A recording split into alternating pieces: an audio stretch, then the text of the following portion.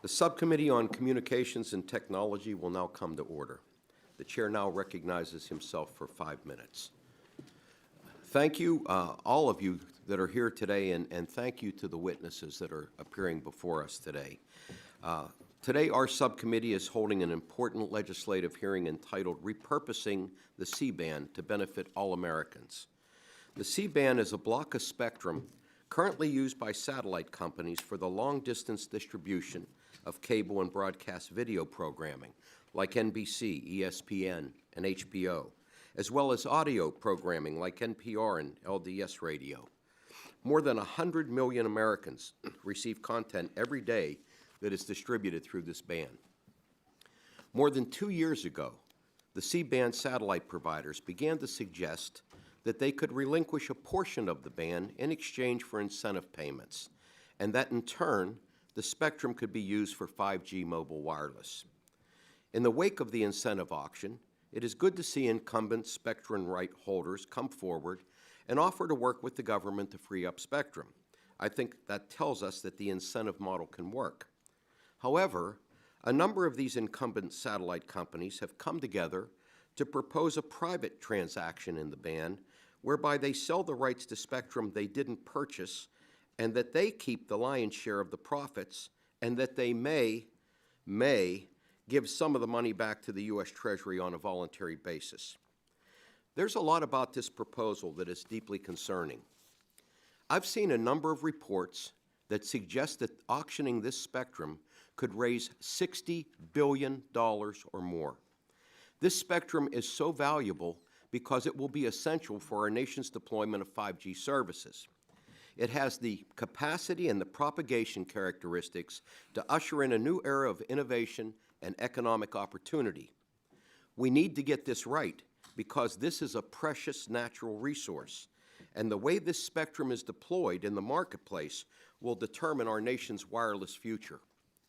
That's why last week I introduced H.R. 4855, the Clearing Broad Airways for New Deployment Act, or the C-band Act, along with my colleagues, Subcommittee Vice Chair Doris Matsui, who is a leader on this issue and with whom I've been working closely, along with our colleagues Congressman Bill Johnson and Congressman Greg Gianforte.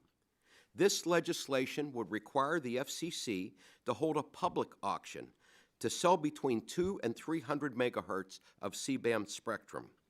It would require the Commission to protect incumbent C-band dependent users who rely on this service to provide millions of Americans with video and radio services. And it requires the Commission to clear this spectrum and sell it within 3 years. This legislation would also create a golden opportunity to raise revenue and pay for many of our shared priorities.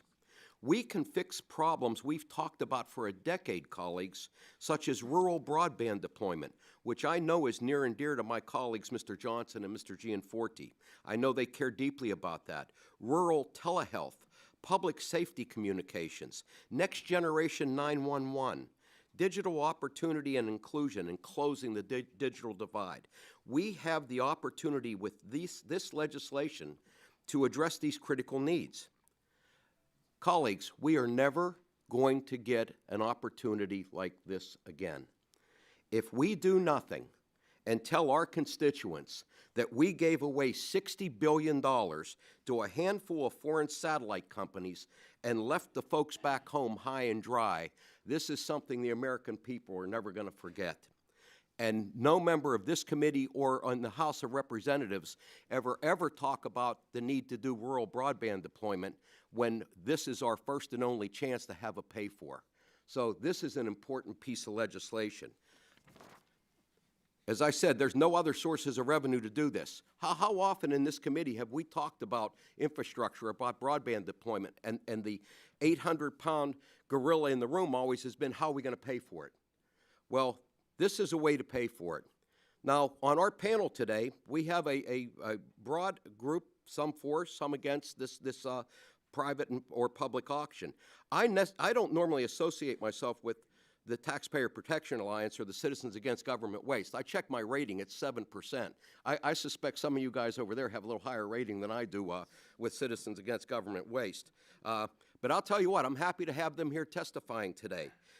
At the Senate Appropriations hearing 2 weeks ago, Mr. Williams, president of the TPA, described the CBA plan for a private sale as one of the top 10 taxpayer ripoffs he has ever seen, up there with the bridge to nowhere. The C-band legislation we have introduced is a win-win for everyone. It will ensure that the band is auctioned in a transparent and accountable fashion that results in the maximum return for the American people. It also ensures that incumbent services that over 100 million Americans rely on continue to operate and are protected through the transition. And finally, it gives us the opportunity and the ability to address critical needs in our country and close the digital divide. I encourage all my colleagues to support the C-band Act, and I look forward to today's discussion on this important issue. And I see that Mr. Walden and Mr. Pallone are here, and before I recognize our subcommittee chair, I want to recognize Mr. Pallone for a brief statement. Frank? Well, I just wanted to say that I was not happy to hear that Mr. Walden was retiring. He called me yesterday and told me, and I don't know that he's going to listen to me about the issue, but yeah, it never does anyway. No, I'm kidding.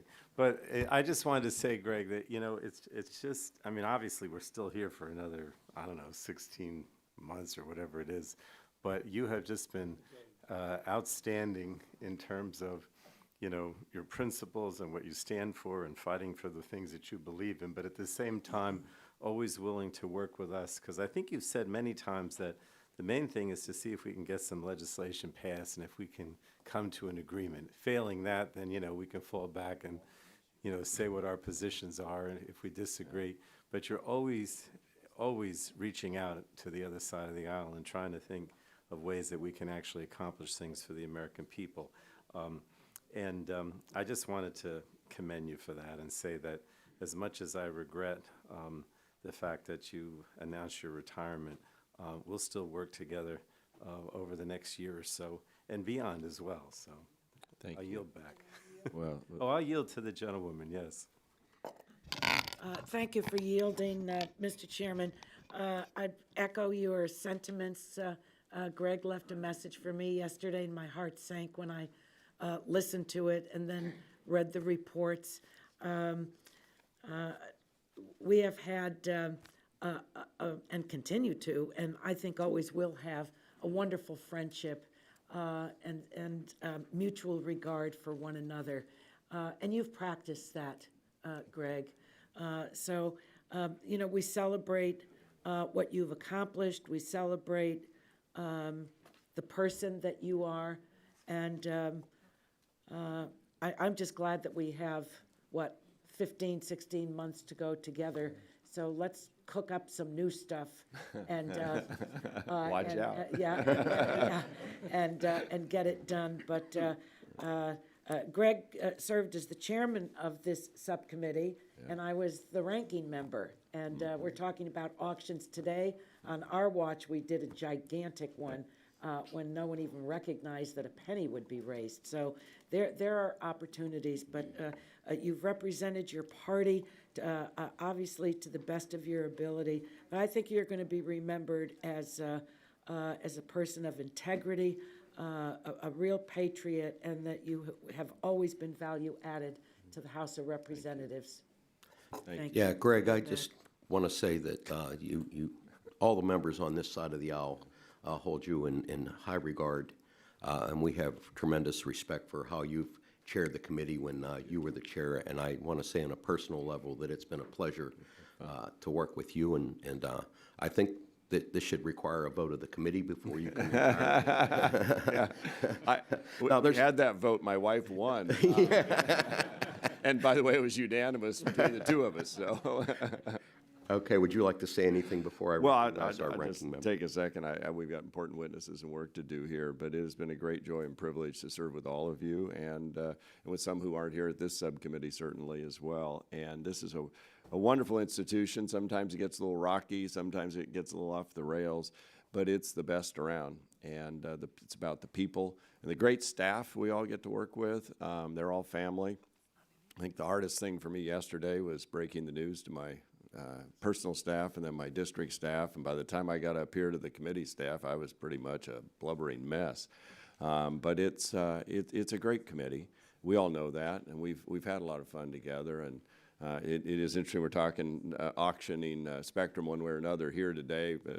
As Anna knows, when we fought that battle, CBO told us the AWS-3 spectrum was never going to happen, never auctioned, gave us a 0 for the score. It sold for $40 billion, which, by the way, makes this subcommittee and our full committee probably the biggest single payer down of debt, because the extra proceeds all went to buy down the national debt. So you can put that in your brochure if needed with your bad Citizens Against Government Waste score to overcome that. But no, it's been a great privilege and joy, and with all these wonderful comments today, whenever my memorial service actually does get scheduled sometime, you don't have to come now, you know. It's but thank you. I yield back. Gentleman yields back. The chair now recognizes Mr. Latta, our ranking member of the subcommittee, for 5 minutes. Well, Mr. Chairman, if I could just, on a point of personal privilege before my time starts, if I could just also thank Greg for his great service to this committee and to the House.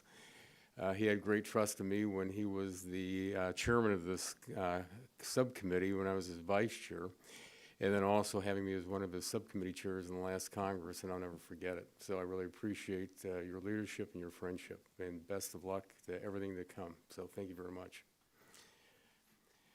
Well, Mr. Chairman, thank you very much for holding today's hearing, and thank you very much to our witnesses for being here for our second hearing on C-band spectrum. It's very important for us to consider that before us today. The FCC has signaled an intent to show progress on C-band in the near future, which will make critical mid-band spectrum available 5G. However, a debate lingers on the best path forward to serve the public interest and encourage U.S. leadership in 5G.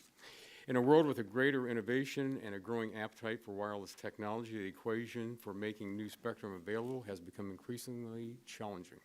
While bipartisan market-based principles have led us well over the last 2 decades, it's important not to rest as other countries continue to feel free to continue adding additional spectrum for commercial use. Taking bold steps have led us to success in the past, like we saw in 2012 when we pioneered a new reverse auction, the fruits of which are now being deployed in low-band 5G spectrum. I'm pleased to have worked with Chairman Doyle on the SHARE Act to facilitate a system for federal users on how to better share their spectrum and thus optimize its use, but there is an impending need to clear more spectrum now. That brings us to today's topic: how to clear C-band spectrum for 5G deployment from willing sellers. Without question, when it comes to more technically, legally, and economically complex spectrum bands like this one, we should be encouraging industry and the FCC to work together on innovative approaches to spectrum management that serves the public interest. In today's legislative hearing, we will discuss a bipartisan proposal on this important swath of spectrum, but I understand there are other views on the committee from both sides of the aisle. To be clear, all these views have merit, and each provides an important stakeholder perspective from the terms of current occupants and users of C-band to how to best expedite its clearing so that it may quickly be deployed. As our witnesses know and will hopefully help us better understand today, there are several complex issues that present challenges to clearing C-band spectrum for mobile wireless service. We must consider the technical steps necessary to protect incumbent programming services, how to best to get cleared spectrum into the hands of those who will deploy it, how to ensure a fair and transparent process, how to promote participation of small rural users, and how to avoid costly court challenges that put a strain on U.S. 5G leadership at a time when our economic and national security interests are in the balance. Our main objectives, no matter the approach, should be to get the spectrum to market quickly, fairly, and transparently. With very few legislative days left in this session, time is running out to legislate the type of detail that was necessary to unlock the spectrum identified in the 2012 Spectrum Act. However, there is clearly a role for Congress to play in ensuring the public interest is served through effective spectrum policy and its related revenues. I look forward to hearing more about those issues from our panel today. And again, I want to thank our witnesses for being here. And at this time, I want to yield the remainder of my time to my friend, the gentleman from Ohio, Mr. Johnson. Well, thank you, to my colleague for yielding, and to Chairman, or used to be, Chairman Walden, thank you for all your leadership, and I've enjoyed working with you. It's a sad day to hear the news that you're leaving. Well, look, this is a very important hearing today. The question is not whether this important mid-band spectrum should be repurposed, but what process the FCC should use to transition C-band spectrum from satellite to terrestrial wireless broadband use, enabling 5G services and, importantly, greater broadband deployment to rural areas. As a lead sponsor of the C-band Act, it's clear that I prefer the FCC conduct a public auction. In my view, this would enable a transparent and competitive process and ensure the taxpayers are the primary beneficiary from any auction or sale of this national resource. I'm hopeful that today's hearing will provide a thoughtful discussion on all the FCC's options for repurposing C-band spectrum. I'm particularly interested in hearing what resources Congress could provide the FCC to best enable a fast and efficient release of this vital mid-band spectrum, in addition to how best the spectrum can be used to meet the needs of rural America. It's important that we get this right. A timely and competitive process is critical, as is the accountability and transparency provided by an FCC-led effort. And with that, I thanks for the time, and I yield back. Gentleman yields back. Chair now recognizes Mr. Pallone, Chairman of the full committee, for 5 minutes. Thank you, Chairman Doyle. Today we're discussing how to reallocate the C-band in a way that benefits all consumers and helps us invest in connecting more Americans to better technology. C-band spectrum is essential mid-band spectrum that can be used to speed up our efforts to implement new wireless technologies. Currently, this spectrum is underutilized, but it's not unused. Right now, in fact, it hosts satellite services that provide important services across the country, including the delivery of news and entertainment content to rural America. In July, we had a hearing to discuss the country's spectrum needs, where we discussed C-band at length, and we heard from a group of satellite service providers called the C-band Alliance. The Alliance advocated for taking the lead in selling the spectrum privately to wireless carriers of their choosing, and they made the argument that a private sale may make the spectrum available for 5G faster than a public auction would. I don't think that's necessarily true, and what's more, the proceeds from that sale would mostly go to the foreign satellite companies that make up the alliance. Their recent offer to make a voluntary payment to the Treasury from their multi-billion-dollar private sale raised novel enforcement and transparency issues.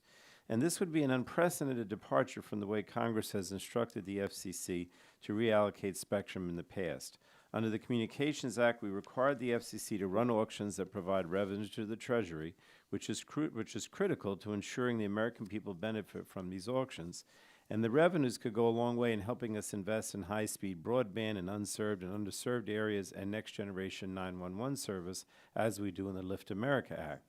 Some estimates indicate the C-band auction could yield as much as $60 billion to fund those priorities. A public auction conducted by the FCC would also ensure that the process is fair, transparent, and competitive. And furthermore, the FCC has the experience and the expertise to carry out this auction. After all, it has conducted over 100 public spectrum auctions that have already earned $120 billion. So last week, Chairman Doyle and Representatives Johnson, Matsui, and Gianforte introduced the C-band Act, which would require the FCC to conduct a public auction of the C-band. I'll let them explain it, but this bipartisan effort is a powerful step towards using our public airways to benefit all Americans. We can't afford to delay making this important spectrum available for 5G, and we can't afford to give away billions of dollars that could be used for improving public safety and connecting Americans to broadband. And with that, I'd like to yield my 2.5 minutes left to Representative Matsui. Thank you very much. And I also like to say to Mr. Walden, the ranking member, how much I appreciated working with him on the full committee and the subcommittee, and look forward to completing the work ahead. So thank you very much. Thank you, Chairman Doyle, for holding this important and timely hearing on repurposing the C-band. As the United States works to establish itself as a world leader in 5G and beyond, I remain committed to advancing policies that will promote better utilization of spectrum to meet the growing demand for wireless services and strengthen our economy. I am pleased to join Chairman Doyle and Representatives Johnson and Gianforte in introducing the C-band Act.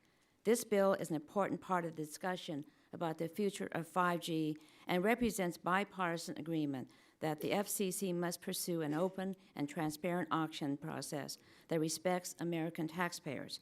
The C-band Act will build on the progress of My Win 5G Act, which will help ensure the U.S. win the race to 5G and beyond, while also making needed investments in rural broadband.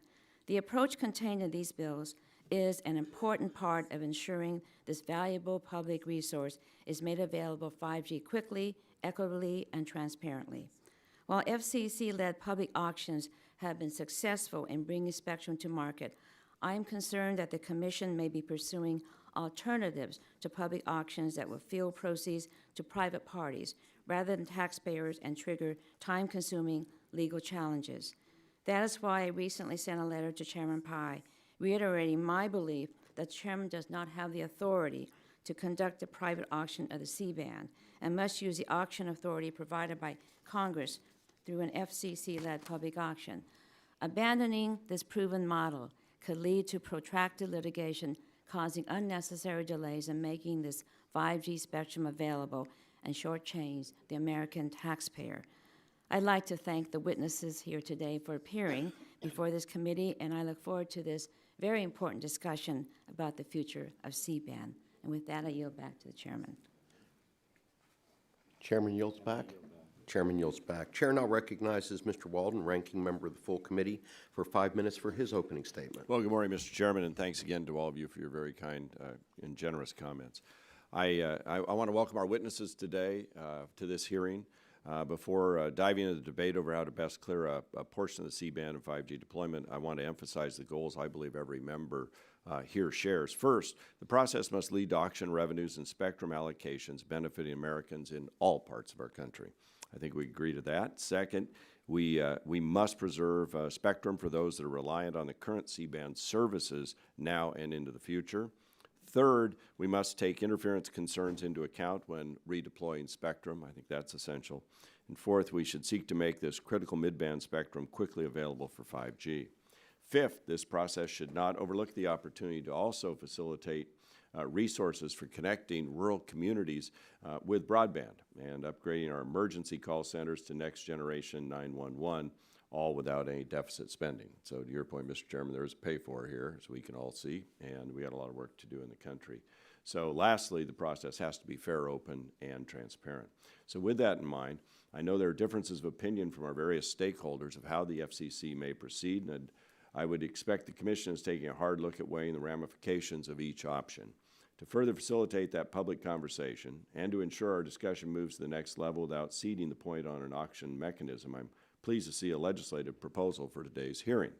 Mr. Chairman, as I've said since the very first hearing you chaired, we remain committed to working with you to find bipartisan solutions. And I think we've proven that on both sides with passage of the robocall legislation and soon moving on the broadband mapping and supply chain related measures. Those are both important, and we're making progress on those.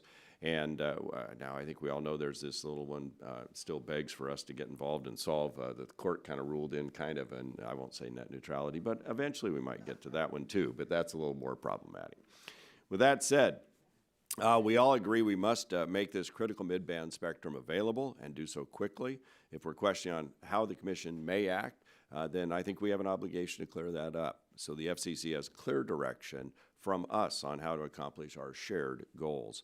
If there's a concern over the time frame it would take to complete a public auction due to outdated software that can't run multiple or complex auctions, then we should take up authorizations for the FCC and NTIA so they have state-of-the-art tools for their respective spectrum management roles going forward.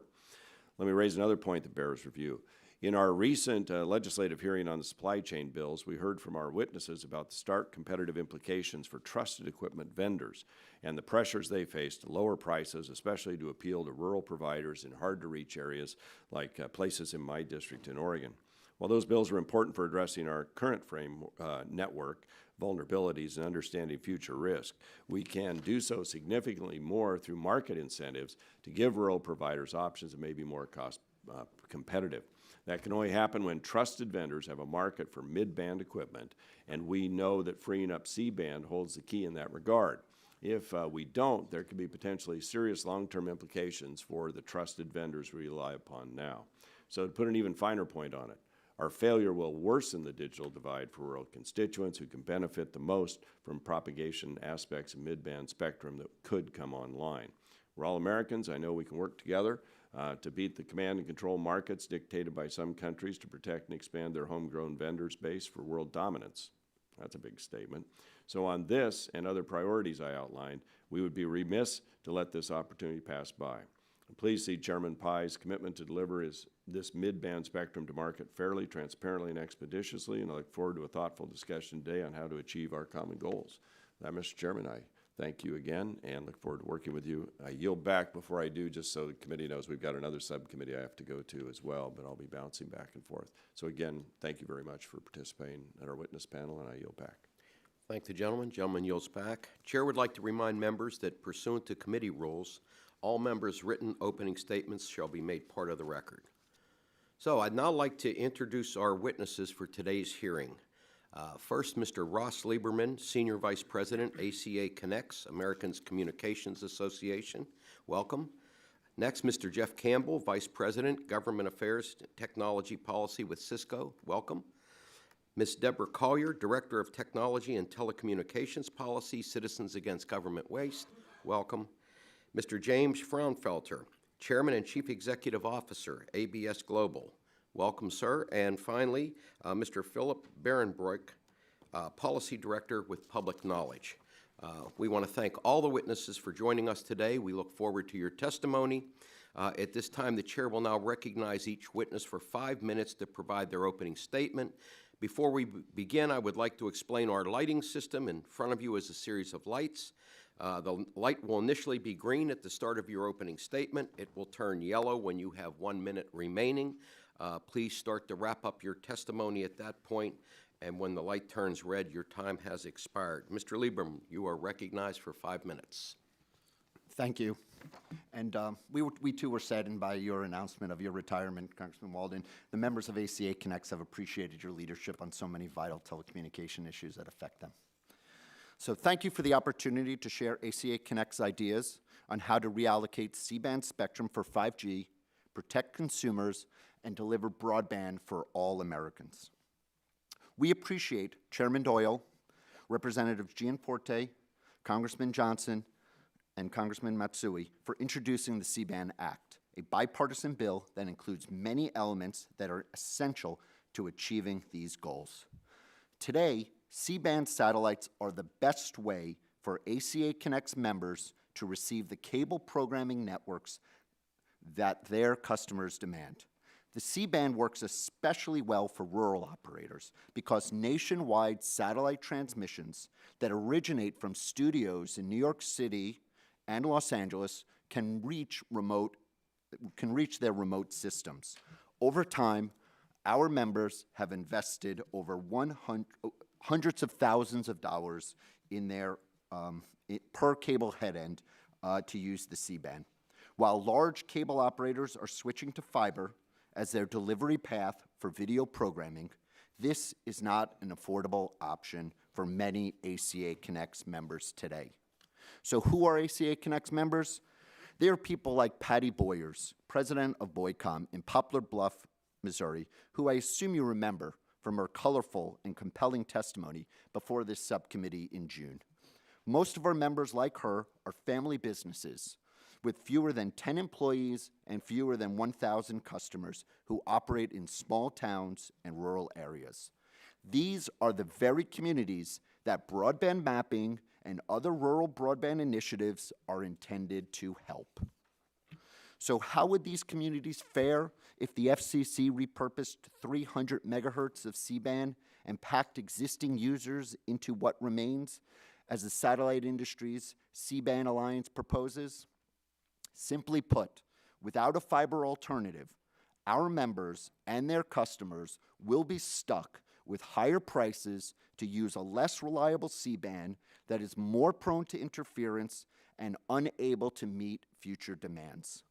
Lacking any details, the CBA outlined its plan only yesterday evening. But it is clear that ACA Connects members who would need to execute a grueling series of tasks, installing filters, repointing dishes, and replacing dozens or even hundreds of pieces of equipment in each of their 2,000+ head ends. It would be all pain and no gain. That sure doesn't sound like a win for rural America. ACA Connect shares the committee's goal of making 5G a reality, but we must be careful to avoid imposing real harms on rural Americans in the process. So is there a way to clear C-band spectrum that avoids these harms? The answer is yes. ACA Connects and its allies have a plan that would clear 370 megahertz of the band. Our 5G Plus plan would do this by migrating video traffic off the C-band and onto fiber, enabling small and rural operators to upgrade to the next generation technology that is already becoming the standard for larger operators. Auction proceeds would cover all transition costs, including to deploy 120,000 fiber route miles to connect the rural systems that will need it. This would deliver a tremendous economic boost to rural America and help close the digital divide.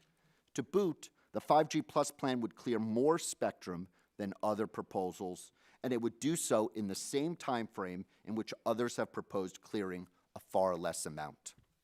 The 5G Plus plan also protects consumers. The plan would use a public auction to reallocate C-band spectrum and bring in tens of billions of dollars to the U.S. Treasury. The satellite industry, by contrast, has proposed a legally unsound private sale from which they could reap a windfall of $60 billion or more without spending a single penny on rural broadband. Surely, auction proceeds are better spent on new fiber infrastructure and other public benefits for Americans. Indeed, our 5G Plus plan presents a rare opportunity to deliver a triple win for America: new spectrum for 5G, greater connectivity in rural communities to close the digital divide, and substantial revenue for the Treasury. In closing, I appreciate the opportunity to be here today on behalf of ACA Connects. We know we are just the small businesses in rural America in this debate, but our members, and most importantly, their customers in rural America, have a great deal at stake. Thank you, and I look forward to your questions. Thank you, Mr. Lieberman. Mr. Campbell, you're recognized for 5 minutes. Mr. Chairman, Ranking Member Latta, and Mr. Campbell, is your microphone on? apologies. Mr. Chairman, Ranking Member Latta, and members of the committee, thank you for the opportunity to testify this morning on the topic of how to transition a key part of the 3 gigahertz band from one commercial use to another. Cisco is a San Jose, California-based company that produces a wide range of technologies that address both the needs of service providers, government, and private enterprise. Cisco's CEO, Chuck Robbins, has called 5G a step change in networking technology, but one that requires additional spectrum allocations. Cisco believes that the 3 gigahertz band should be opened as promptly as possible. For several years, Cisco has been involved in the effort to open mid-band spectrum for terrestrial mobile services. Early on, we took the view that the private auction approach held promise as a faster mechanism than any other transition mechanism available to the FCC, and we urged its consideration. To be clear, we are not wedded to any particular mechanism for the transition of spectrum from one use to another. We do believe that, historically, government-led spectrum transitions have been tremendously difficult and slow, and that in the case of 3 gigahertz, the United States needs to put a priority on dispatching this work at a faster clip. Why do we believe this? Well, one reason is consumers. Cisco has forecast that the mobile services traffic will rise 5-fold through 2022, reflecting both continued use of powerful 4G networks and the initial deployment of 5G networks and devices. A lesson learned here: if you build it, they will come.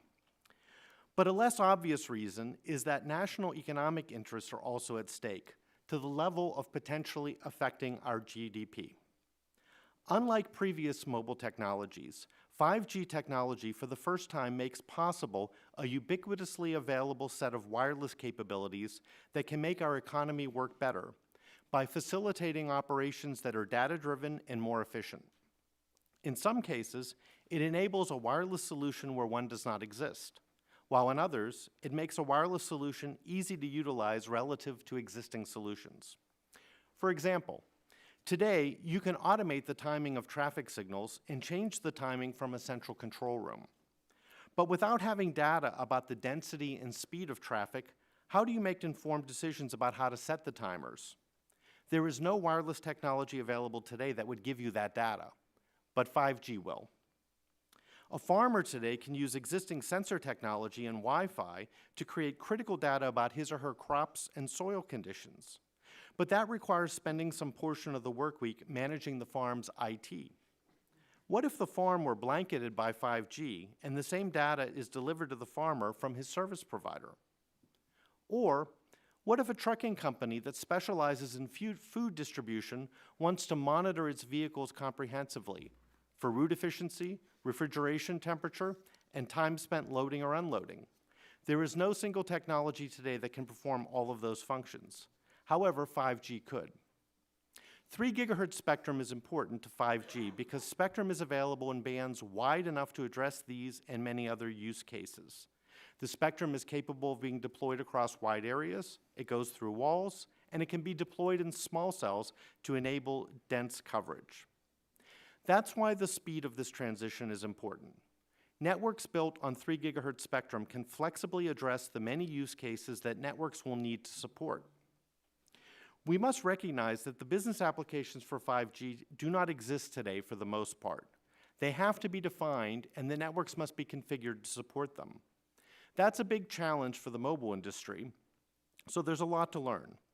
The sooner that service providers and businesses can get to work defining these new services, the better our economy will run. That means spectrum must get into the hands of people who will build 5G networks with it. Other nations are moving quickly, very quickly, recognizing this dynamic as one that could boost their prospects globally or leave them behind. At best, a government-run auction would likely occur sometime in 2021, and the C-band bill puts this date sometime in 2022. That compares to the CBA's view that it could run an auction by mid-2020. In short, the value of an auction is that it puts a useful resource in the hands of those who will generate great economic activity from it, and that is what boosts national economies and competitiveness. Auction proceeds capture headlines, but are dwarfed by the underlying benefits of putting spectrum to productive use. And in the case of 5G technologies in the 3 gigahertz band, there are national competitive interests at stake, which we believe mitigate moving expeditiously. Thank you very much. Thank you, Mr. Campbell. Ms. Collier, you have 5 minutes. Thank you, Mr. Chairman, Ranking Member Lada, and members of the committee. Since its inception in 1984, CAGW has been at the forefront in the fight for efficiency and accountability in government. With more than 1 million members and supporters nationwide, CAGW has helped save taxpayers $1.3 trillion through the implementation of Grace Commission findings and other recommendations over the last 35 years. The organization's mission reflects the interest of taxpayers and covers a wide variety of issues. The sale of federal assets, including spectrum, has been a part of CAGW's agenda for many years. The widespread use of wireless 5G will dramatically change mobile communications across the nation and lay the groundwork to support new technical innovation in communications, healthcare, transportation, and the Internet of Things. However, for 5G to be most effective, spectrum must be available in high band, mid-band, and low-band ranges. Mid-band has unique properties that allows data signals to travel through a larger range of the spectrum, and its wide channels provide for high-speed data transfers, making it a sweet spot for 5G deployment. Access to mid-band spectrum has been more difficult to achieve, in part because of the number of incumbent users already in the spectrum range. The focus of this hearing is the C-band spectrum for 3.7 to 4.2 gigahertz. This 500 megahertz of prime mid-band spectrum is currently accessed by satellite owners, video content providers, and satellite phone service providers, to name a few, all across the country. They access this through a full-band, full-arc access, which allows for the transmission of data signals between satellites and Earth stations. Therefore, it cannot be licensed for 5G communications until the Federal Communications Commission reallocates the band for licensed flexible use. Every earth station and satellite accessing this band receives authorization from the FCC to transmit data through this spectrum, but authorization to access the spectrum does not constitute ownership. The only clear ownership within the band is that of the taxpayer, as represented by the U.S. government. In April 2019, CAGW published a report, The Race to 5G, Protecting Taxpayers Through Spectrum Auctions. I ask that this report be included along with my written testimony for the record. Without objection, so ordered. The underlying legal authority for an FCC auction of spectrum is found in Section 309J of the Communications Act of 1934. Section 309JC provides for, and I quote, the recovery for the public of a portion of the value of the public spectrum resource made available for commercial use and avoidance of unjust enrichment through the methods employed to award uses of that resource. As noted by FCC Chairman Ajit Pai during the October 17th hearing, in his testimony before the Senate Appropriations Subcommittee on Financial Services and General Government, the agency is required by law to deposit all proceeds generated from a spectrum auction into the Treasury, unless Congress specifies use of the proceeds for other purposes.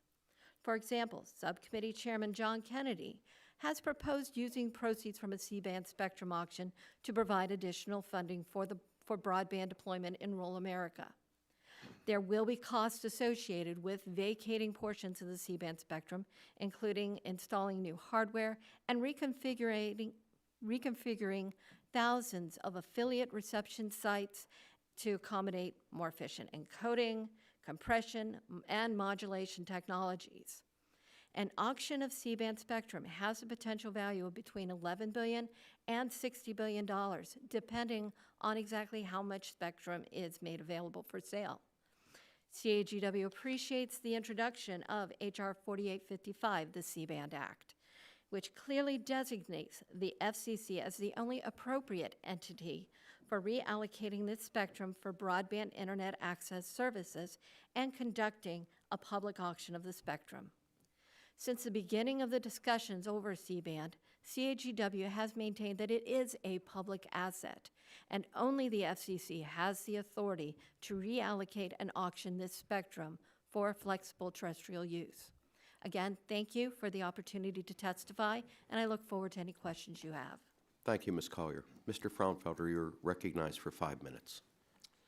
Chairman Doyle, Ranking Member Latta, and distinguished members of the subcommittee. I'm Jim Fraunfelter, Chairman and Chief Executive Officer of ABS Global.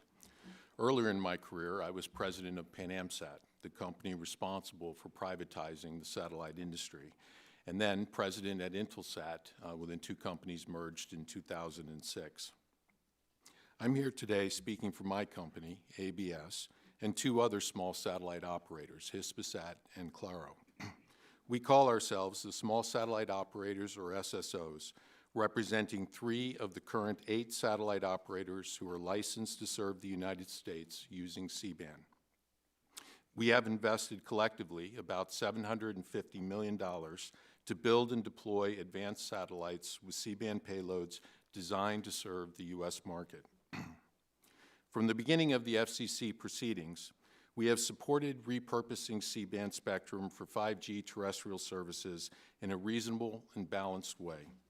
We believe the FCC or Congress should repurpose 300 megahertz of C-band for 5G by using off-the-shelf compression technology, which we believe can be done in 18 to 36 months. Permit a transparent and efficient private sector auction under FCC rules that fairly and equitably compensate all FCC licensed satellite operators whose C-band spectrum use rights will be reduced. Mandate multi-billion-dollar payments to the Treasury from such an auction.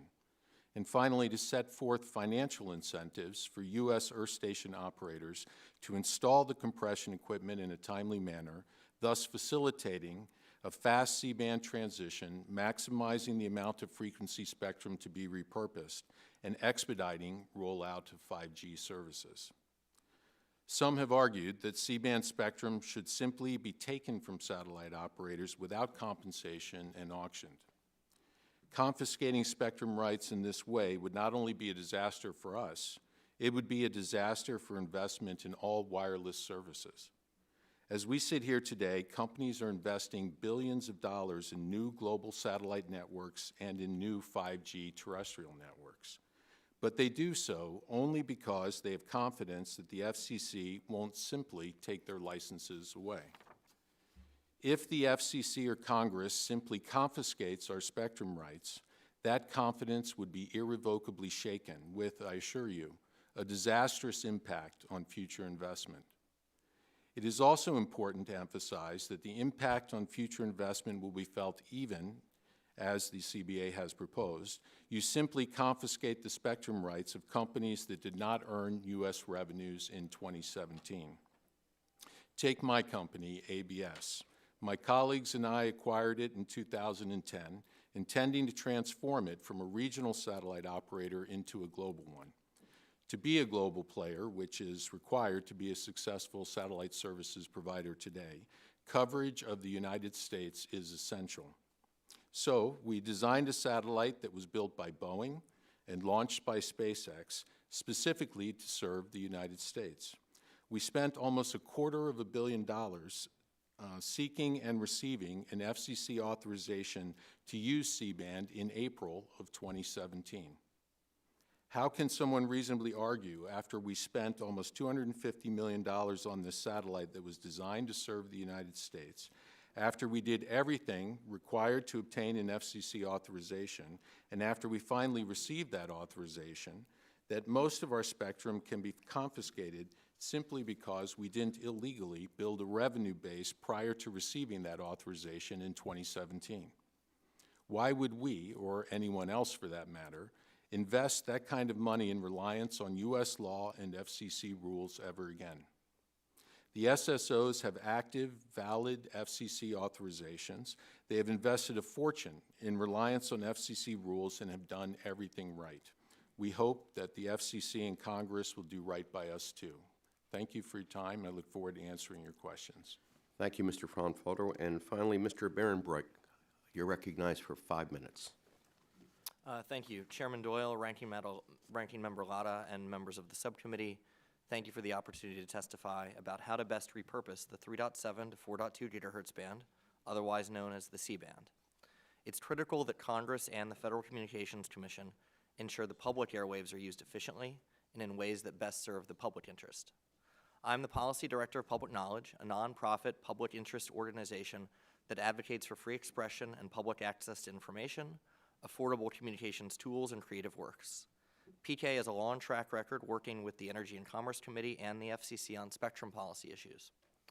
Our advocacy aims to increase public access to the public's airwaves, encourage innovative, efficient use of spectrum that advances the public interest in wireless communications, and promotes pro-competitive spectrum policies to ensure broadband is affordable and accessible for all. Public Knowledge is a member of the broad-based Public Interest Spectrum Coalition that includes national consumer, civil rights, education, rural broadband, and social justice organizations. And we are also a member of the Broadband Access Coalition, a coalition of rural broadband providers, equipment manufacturers, technology companies, and consumer and public interest groups that support more efficient use of the C-band to help close the digital divide. Public Knowledge supports repurposing portions of the C-band for wireless use. To this end, Public Knowledge supports the bipartisan, common sense legislation introduced last week by Chairman Doyle, Representatives Johnson, Matsui, and Gianforte.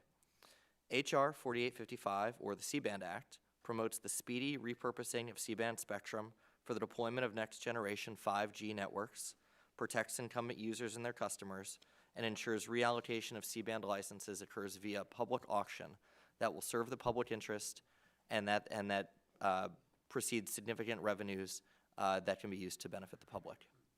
Reallocation of the C-band has the potential to efficiently put all 500 megahertz of C-band spectrum to use for mobile and fixed wireless service.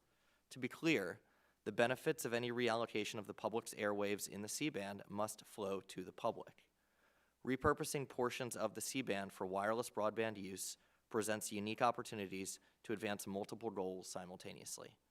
First, unleash hundreds of megahertz of mid-band spectrum for next-generation mobile broadband networks. Second, dramatically upgrade efficient use of the C-band in ways that spur more widespread availability of high-speed fixed wireless broadband in rural and other unserved and underserved areas. And third, recoup tens of billions of dollars for the Treasury that could then be allocated to provide substantial benefits to the public, such as closing the digital divide. First, the FCC should modify C-band spectrum licenses under Section 316 of the Communications Act to permit flexible use of the spectrum, and hold a public auction of those licenses using its authority under Section 309J of the Act. This public auction is what is prescribed by the C-band Act. This process is the fastest, proven, and legal approach available for the Commission to free up significant free C-band spectrum for 5G deployments. A public auction process would also ensure there is transparency for the public and auction participants, prevent collusion and anti-competitive conduct, reduce the risk of a failed auction, and make certain that auction revenues can be put to work to serve the public interest. With specific regards to speed, a traditional FCC ascending clock auction could be scheduled quickly. The Commission should also set a date certain by which the repack of C-band incumbents would occur, which would create certainty for when the auction portions of the C-band will be made available for new licensees to commence deployment. Second, the Commission should permit point-to-multipoint fixed wireless operations in the C-band.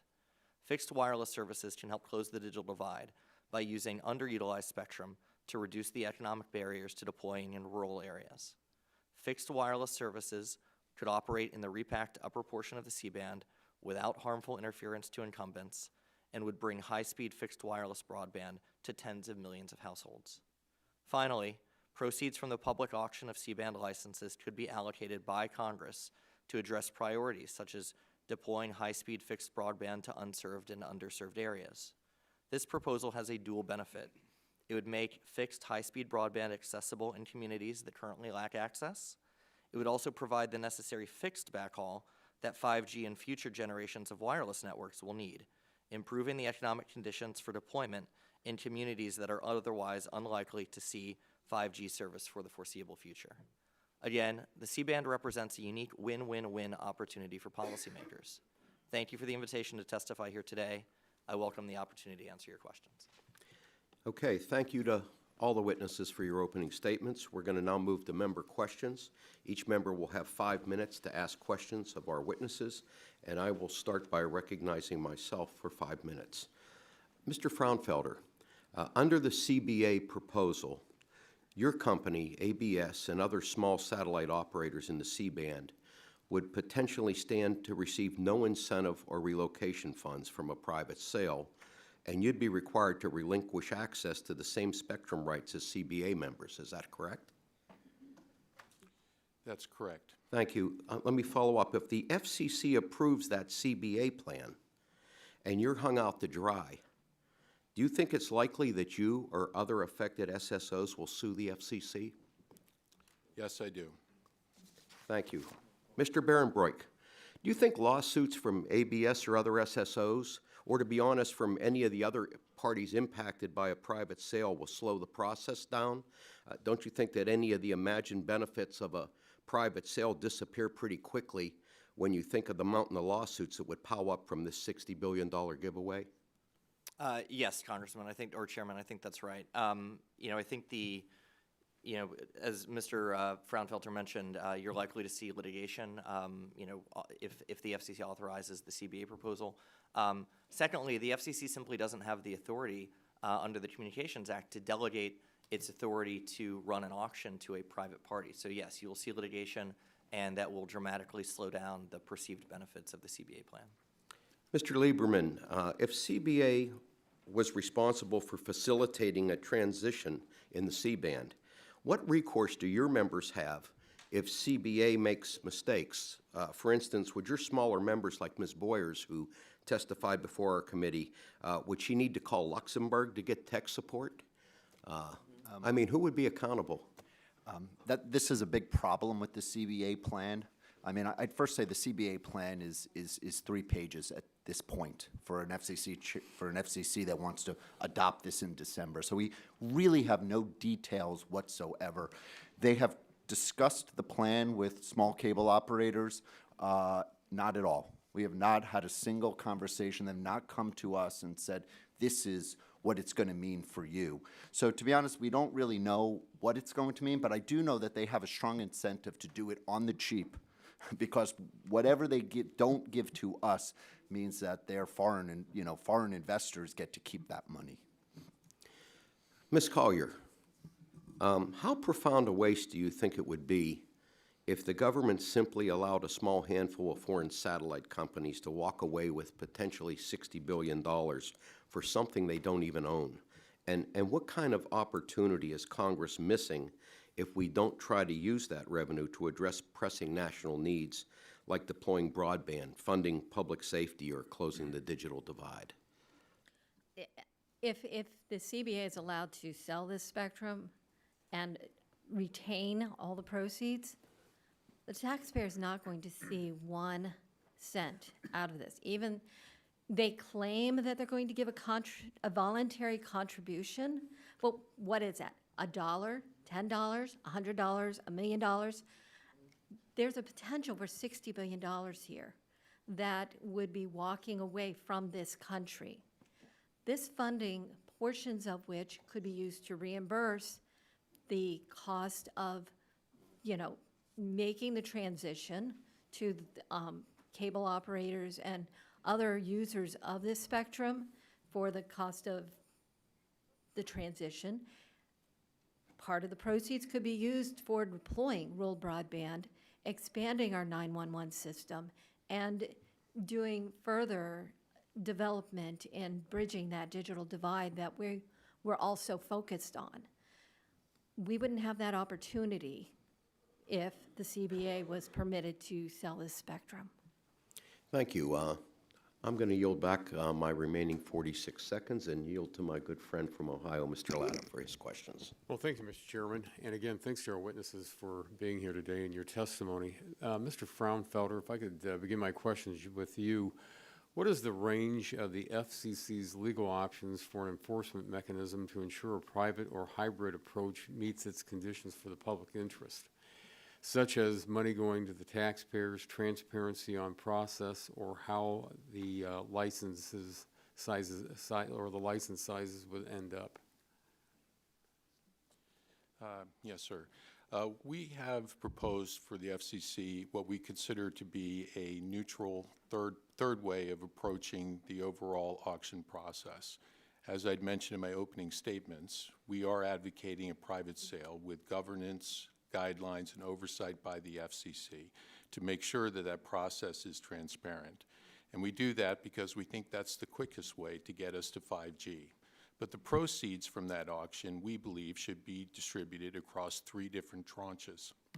The first tranche is to incentivize U.S. earth station operators, these are teleports, cable head ends, and rural facilities that connect our satellite capacity to the end user, and incentivize them to install the latest technology and compression equipment so that we can quickly transition the C-band, free up the maximum amount of spectrum to be repurposed for 5G, and to expedite the rollout of 5G services.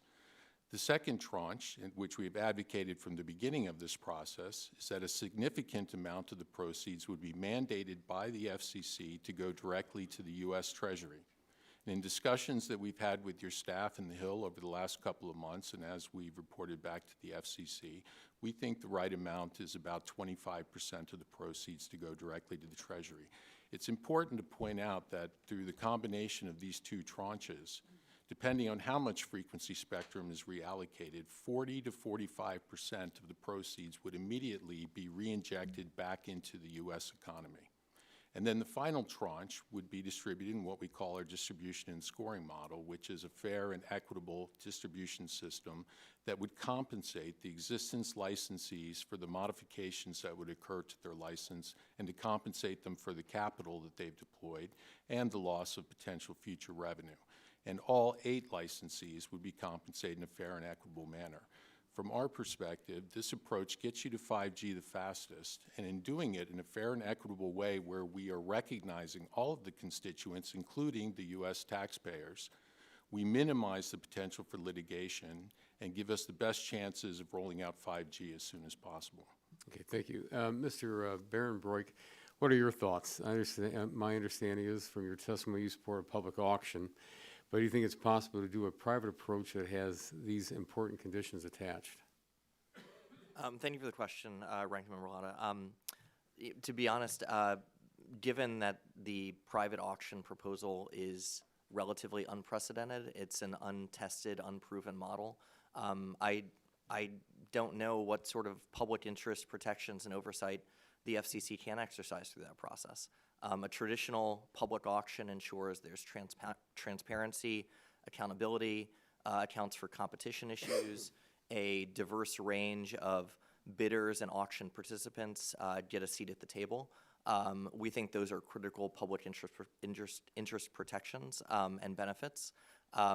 There's no way to account for that in a private auction. There's complete uncertainty. Well, thank you very much. Mr. Lieberman, if we go to the public option route with an auction under Section 309J, what is the legal recourse for satellite operator incumbents to challenge the modification of their license? There's a process that's available to them to challenge it, and if they have concerns with what the FCC has done. Thank you. Mr. Campbell, we are focused today on getting licensed spectrum cleared for 5G, but as a co-chair of the Wi-Fi caucus, I'm aware that we also need that unlicensed spectrum to reap the full benefits of the next generation mobile network. Would you explain how Wi-Fi fits into the race to 5G? Yes, Mr. Latta. Wi-Fi is an important complement to 5G. Currently, if you think about most of the mobile use that goes on actually occurs more on Wi-Fi than on the licensed networks. About 68% of current mobile traffic is actually carried by Wi-Fi. And so it's a complement. So when you're in a Wi-Fi signal area, most devices will switch to Wi-Fi. Wi-Fi is now moving on to a new generation of Wi-Fi called Wi-Fi 6, which think of it as 5G for Wi-Fi, which will have many of the same features as 5G. And so we're looking to a point where devices that move between Wi-Fi and 5G will be able to provide the same kind of functionality to the users. And we need to make sure in these spectrum discussions that we're thinking of spectrum for both 5G and for Wi-Fi going forward. Well, thank you very much, Mr. Chairman. My time's expired, and I yield back. Gentleman yields back. Chair now recognizes Mr. McNerney for 5 minutes. I thank the chair. I thank the witnesses for your testimony this morning. Mr. Barenbroek, in your testimony, you noted that, quote, the C-band spectrum is essential for 5G deployment. I think that's pretty well understood. Unquote. Given the importance of this band, we must use the time-tested methods for allocating the spectrum in a way that's transparent and fosters competition. Has there ever been a private auction of spectrum approved by the Commission in a way described by the C-band Alliance? No, Congressman, not that I'm aware of. It's an entirely untested, unproven proposal. Could allocating the C-band using an untested private sale slow down 5G deployment because of legal challenges? Yes, Congressman. I think we discussed earlier the litigation risk is significant, and that could in itself delay the process. But frankly, I think as Mr. Lieberman alluded, the C-band proposal, the current version of it was just filed last night, and it's all of 3 pages. And they also have not updated their proposal for how the auction would work. When the FCC took comment on that auction proposal over the summer, it was panned as overly opaque, as complex, as creating significant risk of auction failure. That auction failure would delay availability of 5G licenses as well. So litigation risk is one risk of delay, but simply put, the auction design and the untested nature of this proposal also creates significant delay risk. Good, thank you. Ms. Collier, I know the FCC has strong experience and proven expertise in conducting auctions. Is there an entity that has as much experience as the FCC when it comes to conducting auctions? As far as spectrum auctions, no. The FCC has been conducting these auctions since 1994. 102 spectrum auctions under their belt, more than $120 billion to the U.S. Treasury. This is quite a record. And they recently completed in 2017 the broadcast incentive auction, which has to be one of the most complex auctions of spectrum to date. Has the C-band Alliance conducted any auctions to date? No. Mr. Lieberman, under the private sales model, if the transition gets off track and problems arise, who would the earth station operators turn to? It's not clear, and the CBA and satellite industry have had experience with repointing and installing filters, but never before has the satellite industry been involved in swapping out equipment of the scope that they're proposing today, and we think it's prone to failure and certainly delay. Thank you. I recently introduced the Digital Equity Act with Representatives Lujan and Clark. This legislation would establish 2 federal grant programs to close the gap in broadband adoption and digital literacy. We need to be proactive about closing these gaps. 5G has the risk of widening the digital divide. Combined, the 2 grant programs in my legislation would cost a little over $1 billion over the 5 years. Mr. Mierenbach, could this auction revenue be used to pay for funding authorization of the Digital Equity Act? Yes, Congressman, it could. I think the auction is projected to, depending on what's made available, to raise upwards of, up to about $50 billion.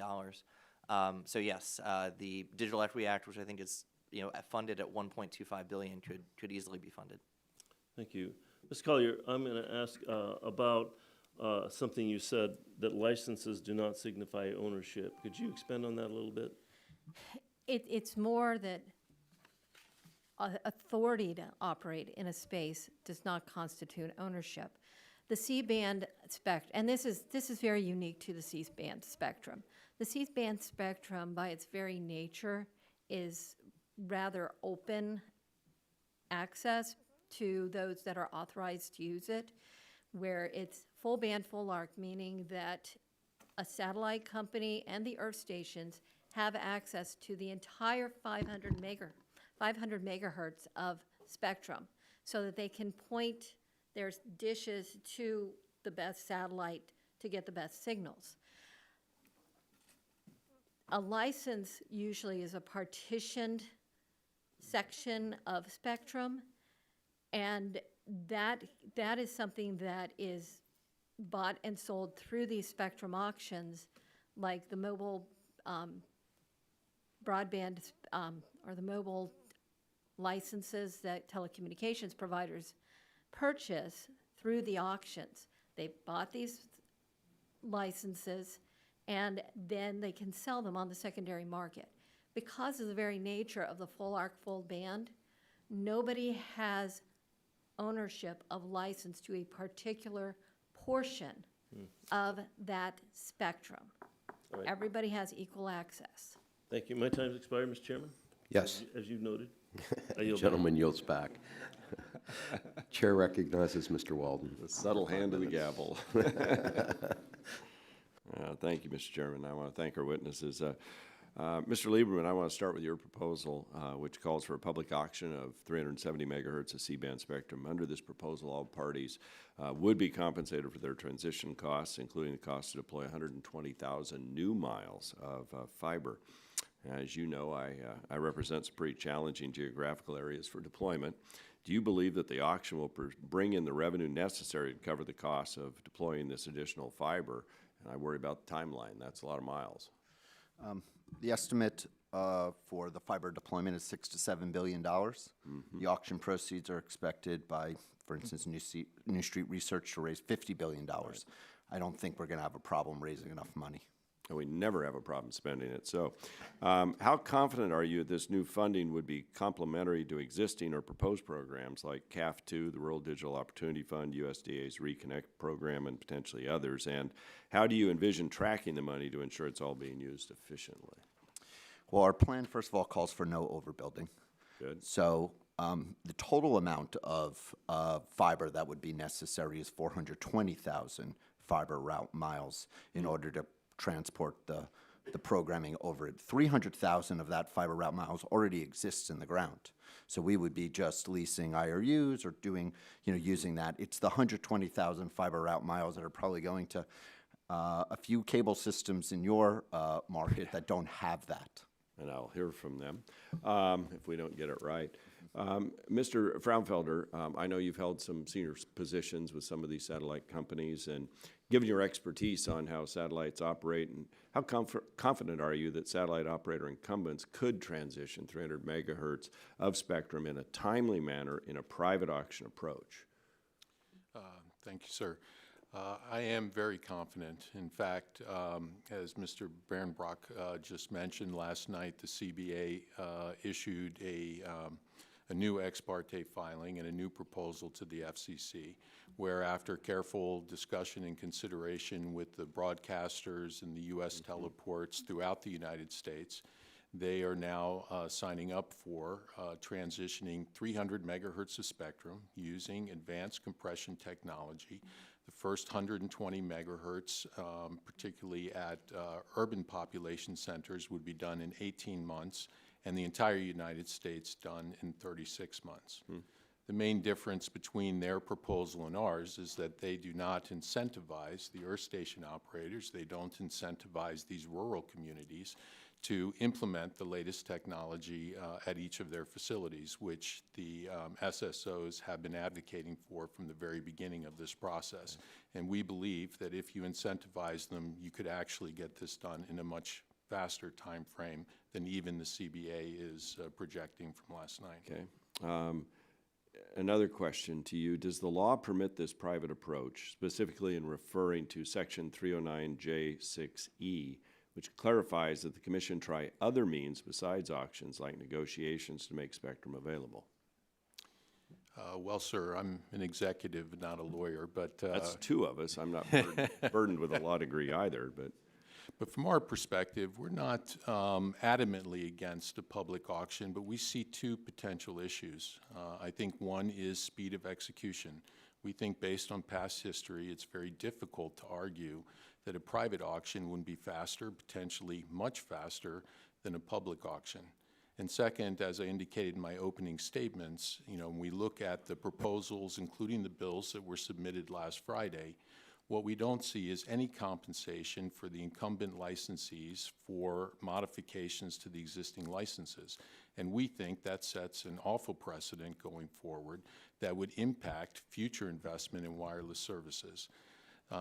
So in our proposal, we have put together what we think is a very fair and equitable compensation for all of the constituents, including those earth station operators, teleports, cable head ends, and rural communities, in order to effectuate 5G rollout as quickly as possible and minimize the potential for litigation. Thank you. Mr. Lieberman? Yeah, it's bold for the satellite industry to be saying that it can be done quick when the majority of the work is going to be having to be done by smaller cable operators and having to do it in 3 years. And I can tell you that their incentives to do it fast is not going to exist. Their priority is providing broadband services to their customers, not switching out a whole bunch of equipment in order to be left with a C-band that is less reliable, less capable, and less affordable.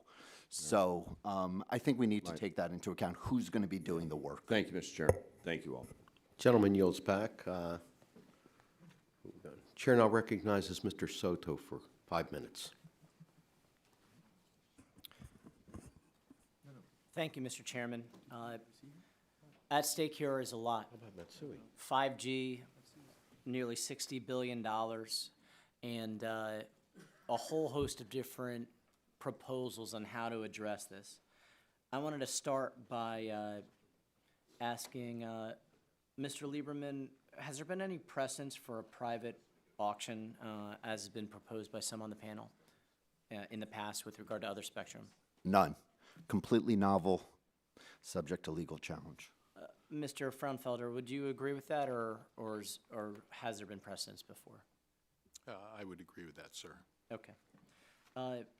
It'd be great to hear from each of you just a bit on what infrastructure is going to be required let's say we sell all this bandwidth and we're developing 5G across the nation, what's the basic infrastructure we're gonna need? And we'll start with you, Mr. Lieberman, and we'll go across the panel. For cable operators, it's going to essentially be replacing hundreds of pieces of equipment in their head ends, because the CBA proposal is suggesting that they should use a higher compression. In their head ends today, they have equipment for the current compression. So they're going to have to replace that out, and it's not going to be able to be done all at once. It's going to have to be done in sequences. Thank you. My time is limited. Thank you. Mr. Campbell, what needs to be done to deploy 5G? What type of infrastructure? For the 5G portion of this, we're looking at, radio towers, replacing that. We're going to have a lot of small cells as well, which you can think of as similar to Wi-Fi type devices that will be in denser areas to get higher deployments. And then all those things need to be connected by high-speed, physical connections, whether it's probably fiber, but other methods in order to connect them back to the internet for them to work most effectively. Ms. Collier, would you agree with that? What do we need to get to 5G? Yeah, I'm not an engineer, so I'm not sure the Just generally. But in general, as I noted in my testimony, there are going to be costs associated with transitioning to help the companies that are involved do more efficient encoding. They're going to need compression and modulation technology changes. They need to add in more advanced computing technology just to deploy into the new regions that they're being pushed into. Mr. Fraunfelder, what's going to be required of us to get to 5G should all the auction be done already? I agree with Mr. Campbell's statements, but I do disagree with what Mr. Lieberman had to say. Having been the president of PanAmSat, and I think more relevant than privatizing the satellite industry, we were the company that built and rolled out the current C-band service in the United States from scratch. And in 2001, we had to dramatically expand that service because of the imminent rollout of HD. And to do so, we had to package complete antenna systems. It required new foundations to be laid at all of these teleports and earth stations. We had to ship them, and each of these teleports, and even in the rural areas, had to install each of these antennas in order to expand the system significantly. That effort is extensively more complicated than what we're talking about here in terms of upgrading equipment to the latest compression technology. And even back then, when we didn't have the communication capability of web pages and the internet, we were able to complete that entire process across much more earth stations than we have today in the United States. We were able to complete it in 3 years. My time's limited. Thank you. Mr. Berenbrock.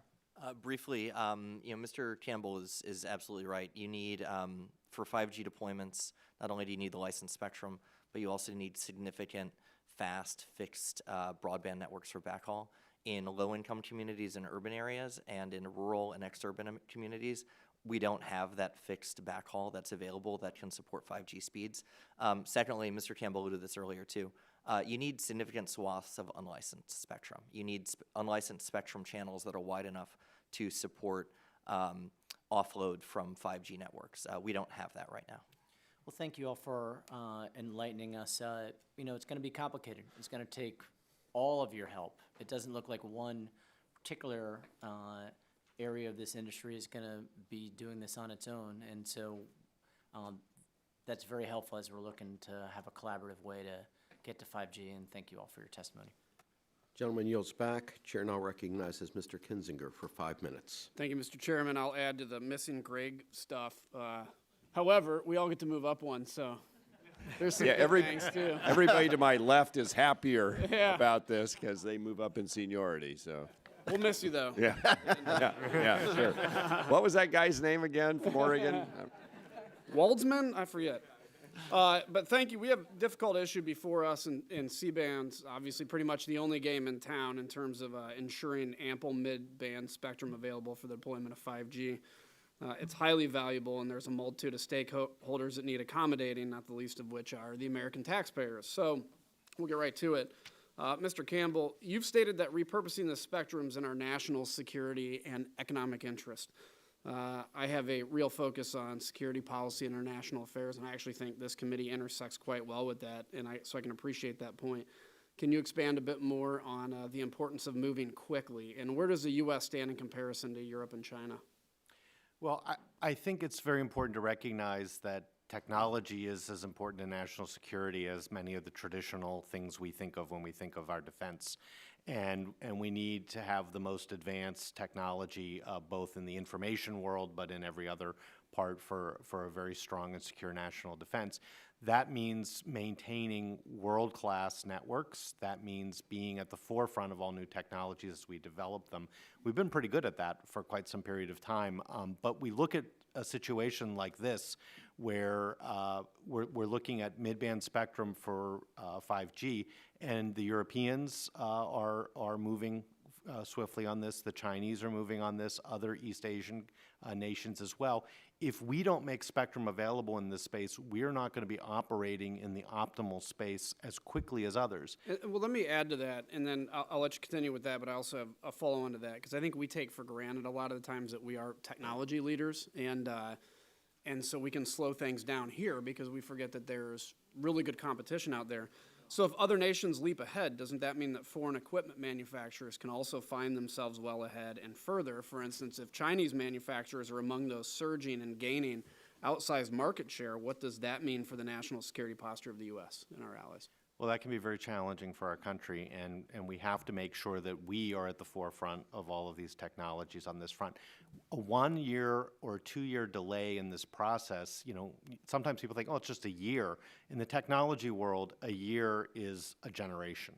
And we really have to be up there as quickly as we can, which is why when we look at this question of what to do with the spectrum, we're very concerned about the speed at which we bring things to market as being much more important than worrying about the immediate Treasury impact, because the economic impact is so much larger than the Treasury impact. So I remember when I was 18, I had visited Germany, and everybody had these cell phones that I guess the cool thing was texting at the time. It was new to me. And Europe was really leading in kind of cell technology. And then we've caught up, obviously, and are in the position we're in because of that ability for our companies to breathe and move quickly. And let me also ask you, you obviously know the C-band Alliance has proposed the private auction, which we've been talking about, as the mechanism to facilitate the sale. While your company, Cisco, is not part of the C-band Alliance, you've stated that your top priority is getting it started and finished as quickly as possible, and you support the CBA's plan because you feel it's the fastest mechanism. But let's hypothesize that the FCC determines that the best mechanism is something that more closely resembles a public auction, but they incorporate a lot of the provisions to streamline compliance with the Administrative Procedures Act, expediting the procurement of auction software and generally cut red tape away. Setting aside that this is a hypothetical and that Congress would likely need to approve most or all of these, would you then support this type of a modified public auction, and do you feel it adequately expedites proceedings while appropriately balancing public interest? We would support any process that would move towards a faster resolution of transitioning the spectrum, and if that's that's why we're not ideological about this. We think moving the spectrum is more important than anything here, and therefore, if through congressional action we can speed this process, that would be great. If the FCC can speed this process, that would be great. One aspect that ought to be considered too in looking at this question of a private auction or not is that it does send signals to other current licensees that in other bands that are going to need to be transitioned for other uses in the future, that there might be some incentives for them to work cooperatively to want the transitions to happen. I mean, this worked in the TV band very effectively in the past, and I think we want to make sure that we make sure there are both carrots and sticks in this process. So I think to close, I'll just say this. I think, you know, obviously this hasn't been done before, and we don't know what this ends up looking like in finality, but I think it's really important for us, Mr. Chairman, to discover these kind of different options as we rethink government and how we do things. So with that, I'll yield back. Gentleman yields back. Chair now recognizes Ms. Matsui for 5 minutes. Thank you very much, Mr. Chairman. Now, as Congress moves toward a solution for the C-band, I believe we need a comprehensive approach that advances 5G while also making investments that will strengthen rural broadband. My Win 5G Act would establish a new rural broadband deployment fund to be used by the Commission to expand rural broadband access with proceeds generated by the auction. Mr. Lieberman, moving forward, do you support the inclusion of a rural broadband deployment fund to support investments in rural broadband infrastructure? And that could be a yes or no. Yes. Okay. Ms. Collier, MyWin 5G Act also includes a provision to explore reallocating the 3.4 to 3.5 megahertz band. Do you support efforts like this to make additional federally held spectrum available for commercial use? We do support reallocating spectrum for 5G deployment. We're still looking at your proposal, the WINJET 5G Act, but we haven't determined how, Certainly. what our position is. You're looking at it, that's fine. Ensuring that the maximum amount of spectrum in the C-band is made available for 5G while respecting the needs of incumbent users should be a shared principle in our approach to this issue. MyWin 5G Act includes incentives to maximize the amount of C-band spectrum that's ultimately made available. A commission-led public auction as required by the C-band Act will help ensure that the market, not private actors, will dictate the amount of spectrum made available. Mr. Behrenbruch, do you have concerns that the operators of a private sale may not have an incentive to maximize the amount of spectrum that is ultimately made available for 5G? Thank you for the question. Yes, I think there are some concerns that the overriding incentive of satellite providers seeking to have a private auction is maximization of revenue that they would intend to hold on to rather than the broader public. Well, what do you believe is a minimum amount of C-band spectrum that will need to be made available in order to have a meaningful impact on the deployment of 5G? So, Congressman, we have not taken a position on the amount that needs to be made available, but what we have taken a position on is that what is made available should, optimally, it would be auctioned in a single tranche, and that there would be auction rules in place that promote competition and access to that spectrum by a diverse range of bidders and small businesses. Okay. In the recent testimony before the Senate Appropriations Committee, Chairman Pai reiterated that the C-band spectrum in question is ultimately a public resource that is owned by the American people. It is my belief that above all, we should be striving to provide the benefits of this taxpayer-owned resource to the American public. I have significant concerns that the Commission may be pursuing alternatives to public auctions that could divert proceeds from American taxpayers to private corporations. Ms. Collier, are there any guarantees under a private sale model that would ensure that operators return the maximum amount possible to the U.S. Treasury? That could be yes or no. No. Okay. Do you believe that the FCC has the necessary authority to establish safeguards under a private sale regime? A private sale is unprecedented. Okay. You know, the entire idea that the FCC is going to abdicate its authority to a private entity to sell a public resource, it's mind-boggling. Okay, all right. While we're discussing the deployment of 5G here today, we must not forget that there are still millions of Americans caught on the wrong side of the digital divide. Our focus on 5G cannot come at the expense of rural students, businesses, doctors, and farmers that still need reliable, high-speed broadband. As I mentioned, my WIN 5G Act will establish clear guarantees that auction proceeds are used to help support the deployment of rural broadband infrastructure. Mr. Behrenbruch, in addition to the C-band proceeds, what role could a rural deployment fund play in expanding and strengthening broadband networks in rural areas in future auctions? Thank you for the question. So, you know, in addition to the C-band revenue, a rural fund could ensure that there are fixed broadband capabilities in rural communities that can serve as the fixed backhaul that's necessary for next generation 5G and future generations of wireless networks. Okay, fine. Well, I've run out of time, so I yield back. Thank you very much. Gentlewoman yields back. Chair now recognizes the gentleman from Ohio, Mr. Johnson, for 5 minutes. Thank you, Mr. Chairman. And again, this is a critically important hearing. You know, here are the facts. One, we have a public asset, wireless spectrum.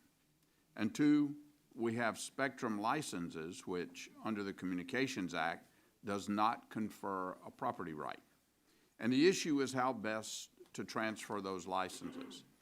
It should not come as a surprise that my focus is on how to leverage a valuable asset to deliver broadband to unserved rural communities, like the ones I represent in eastern and southeastern Ohio. Last week, I saw a CNBC report suggesting half of the United States could have 5G coverage by sometime next year. This is good news, and it's critically important that America leads the world in 5G deployment. I'm an IT guy with nearly 40 years in the industry. I know how important it is that we capture the high ground on 5G so that the Chinese and the Russians and others that might think that they can beat us there don't do that. So I'm all behind 5G deployment. However, I'm focused on the other half right now, who probably won't have 5G after next year, and many of whom do not have basic broadband access even today. The lack of broadband is hollowing out communities throughout rural America. Communities like, again, I represent in eastern and southeastern Ohio. If we don't solve that problem over the next 20 years, there's not going to be a rural broadband problem to solve, because people aren't going to live there. They're going to leave. You know, I've grown tired and weary of the talk. I've been dealing with this now for 9 years. It's time for some action, and I'm committed to fighting to solve this basic infrastructure need in rural communities, to keep them alive and to bridge the digital divide. There is ingenuity and creativeness that exists in the people of rural America. There's intellectual capital there that's untapped. It is alive in these small communities, and it comes from self-sufficiency, family, and knowing your neighbors.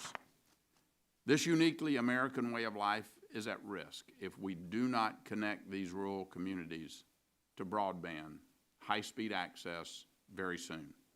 So, Ms. Collier, of the two plans before the FCC, which makes the most impact and commitment to investing in rural broadband? And explain your answer, please.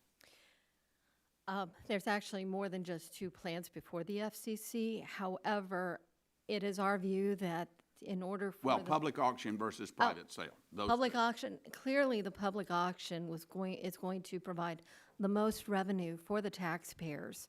And that can be assigned by Congress to bridge that digital divide. I'm from rural Ohio, near the very region you represent, sir. And I know firsthand the difficulty for those communities to access broadband. So getting money into the Treasury and Congress allocating funding to help bridge those communities that don't have service. And there are a lot out there that do not have service at all. Yeah. Some people are still on dial-up in rural Ohio. And so... And some don't even have that. And some don't even have that, right. So getting the funding available, I think the public transparent auction process that the FCC has time and again proven worthwhile is the best option. Okay. Mr. Barenbroek, do you have any suggestions on what additional tools or resources Congress can provide the FCC to ensure a faster process for releasing this C-band spectrum? That's a good question. I think the C-band Act is a good step in that direction. The C-band Act specifies to the FCC to stop dithering and to move forward with a public auction process. This is what the Commission should have done more than a year ago. The FCC has clear and straightforward authority to modify licenses and to auction those licenses under Section 309J. It should do that, and it should do it now. Okay. All right. Thank you, Mr. Chairman. I yield back. Gentleman yields back. Chair now recognizes Mr. O'Halloran for 5 minutes. Thank you, Mr. Chairman. First of all, I want to follow up on Mr. Johnson's statements and say I agree with each and every one of those. My frustration has only been for about 3 years versus his 9, but it's the same exact frustration for rural America. And we are going to lose a lot of people out of there. We're losing our children from rural America as we speak because they don't have access to this type of technology. For holding today's, I thank the chairman for that already. I'm committed to helping rural communities maximize their potential in order to achieve the goal. Access to fixed and wireless broadband is necessary. And a potential spectrum union of this magnitude, auction of this magnitude, has the potential to help bridge the digital divide. I strongly believe in accountability and transparency to the public. I am concerned that proposals regarding the C-band auction would allow for a privately run sale. Spectrum Auction Authority is a responsibility delegated to the FCC under Section 309 of the Communications Act, and any deviation from the current law would invite litigation and could limit transparency to the public. There is no doubt this auction is complicated. However, the FCC should lead the charge towards 5G innovation, rural broadband development, and ensuring users of the C-band are protected not by private satellite companies. Mr. Lieberman, my district is one of the most rural and underserved in the country.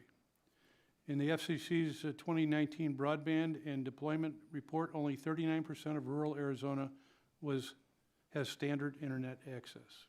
Most of that's in my district. One of the C-SPAN proposals submitted to the FCC, could you comment on how these plans offer an accountability and promote the public interest? And you had mentioned earlier that it's only 3 pages long. I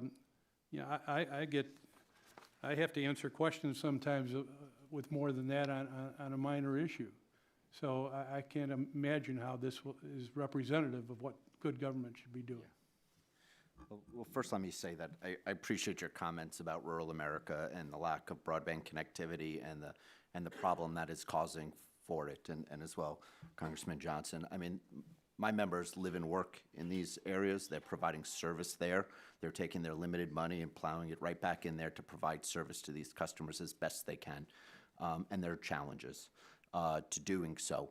And that's why when we looked at this proposal for clearing spectrum, we said, is there a way that we can clear as much spectrum as possible and as well provide fiber do fiber deployments to the areas where these cable operators would need to have an alternative source for the C-band.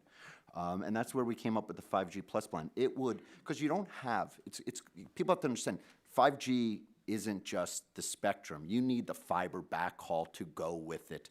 And that's the real deficiency when it comes to the CBA plan. It's just the spectrum. Rural America will be still left behind the times having this capacity, having the spectrum without having the fiber backhaul, and our plan would provide that. Well, actually, it'll increase the gap. Oh, absolutely. Tremendously, I think. I mean, I'll just say, this CBA plan is going to result in a major loss of investment from rural areas to urban areas, from small businesses to large businesses, and from U.S. taxpayers to foreign taxpayers. I need to move on to my next question, Ms. Collier. In your testimony, you highlight the potential 5G technology that could be realized with more mid-band spectrum made available to the industry, while also highlighting the FCC's recent track record. How would a privately run sale be inclusive of small carriers seeking to bid for licenses to serve rural communities? This is a huge concern about the CBA plan, is that it's not transparent. We don't know who's going to be providing the bids into their sealed bid auction. We don't know if small carriers are going to be able to compete for this spectrum. My time is running short. You've said enough.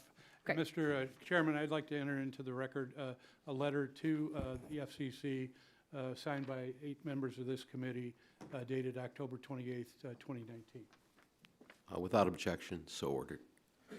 Gentleman yields back. Chair now recognizes Mr. Long for 5 minutes. Thank you, Mr. Chairman. And I think that everyone realizes that the goal here today of the hearing is to get 5G done and get it done right, get it done as soon as possible. That's kind of, I was a professional auctioneer for over 30 years before I came to Congress, and auctioneers are used to doing things fast.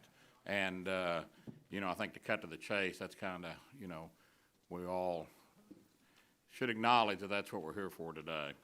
And Mr. Campbell, what could the impact be to the American economy and the American taxpayers the longer it takes for wireless carriers to acquire spectrum and use it to deploy 5G? Well, it's, you know, it's hard to quantify in actual numbers, but it's enormously significant that we're talking about a generational shift here in mobile technology from 4G to 5G that is incredibly important to the competitiveness of all of our economy, because everyone's going to be using this. And we shouldn't just think about it as, you know, consumers watching videos on their phones, which of course they will do, but it's also going to affect the efficiency of manufacturing, of mining and energy industries, of agriculture, all across the whole economy here. And so if we're slow to get this, it's going to impact our GDP growth over time, and that hits the Treasury in actually a much more significant way over time than one single auction.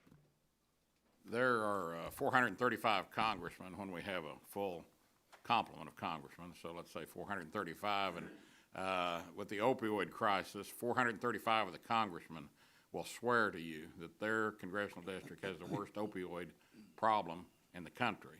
And I think that about 95% of those folks would swear to you that their rural areas suffer the most from not having 5G. And I'm glad that you brought up agriculture, because that is something that people don't realize, how much the farmers depend on good access, and 5G would, you know, greatly augment that situation, not to mention the kids in rural communities being able to do their homework and being able to not have to drive up to McDonald's or Starbucks or wherever 20, 30, 40 miles away just to be able to do their homework like kids that live in the urban areas.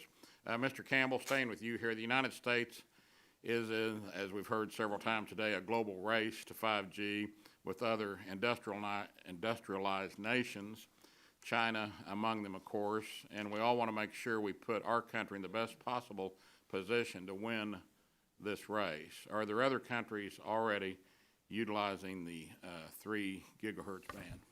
Yes, in Europe, China, other parts of Asia, all in this band, which is a reason why we need to act expeditiously here. So there are several currently? Yes. Okay. And with that, Mr. Chairman, I yield back. Gentleman yields back. Chair now recognizes Mr. Welch for 5 minutes. Thank you very much, Mr. Chairman, and I thank you and my colleague, Ms. Matsui, and my Republican colleagues who are sponsoring your legislation. Mr. Feinwalter, I want to talk to you a little bit. Faster is better than slower, right? That's what Yes. Okay, I'm going to go back to you, Mr. Campbell. You were just talking about faster versus slower. I mean, there's no reason, if there's agreement and consensus, that we can't have a public auction faster rather than slower, right? Mr. Campbell? Oh, yeah, in theory.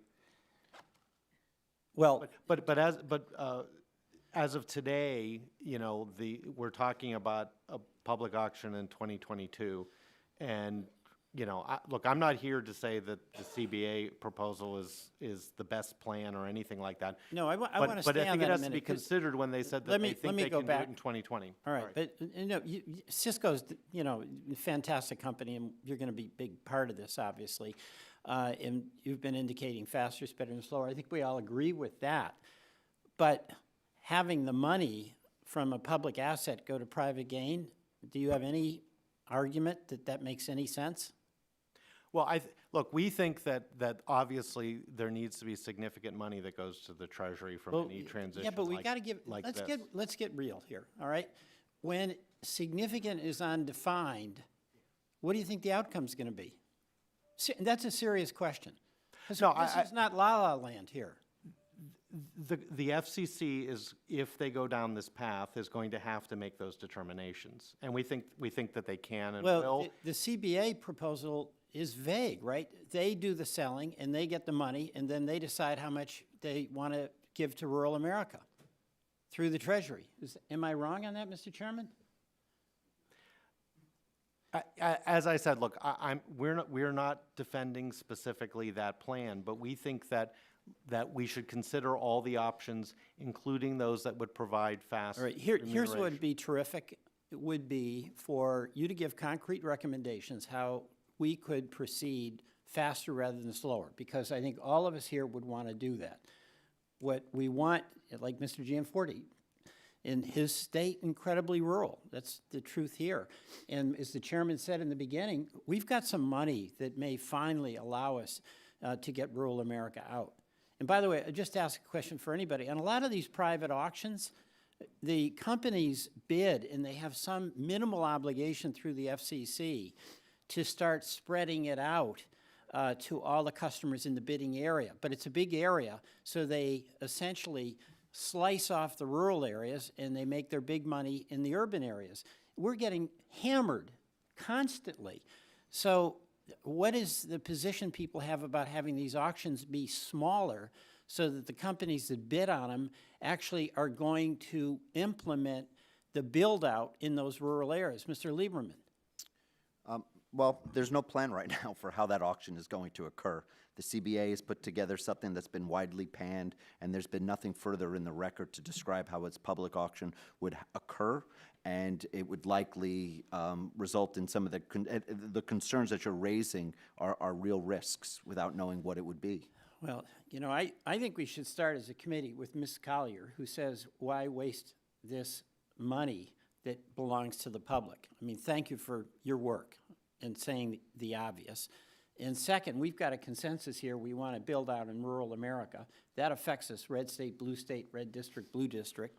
And three, we've got to have this on the level and learn from experience where the winner of the auction is actually going to serve all of the people in the auction area that the bidder won. Does anyone disagree with that? Sir? Yeah, I think that's exactly right. I think one issue, you know, especially with mid-band spectrum, the propagation of that spectrum is going to be such that smaller license sizes are actually optimal, which would actually go towards solving the problem you're alluding to. Licensees could acquire licenses and then serve almost all of their license area, rather than, you know, having a very large license area in which they only serve population centers. Well, I want to thank all of the witnesses. Mr. Chairman, our colleagues, we have an opportunity finally to do something good for all of our communities, because they all need it, and they'll figure out how best to use it.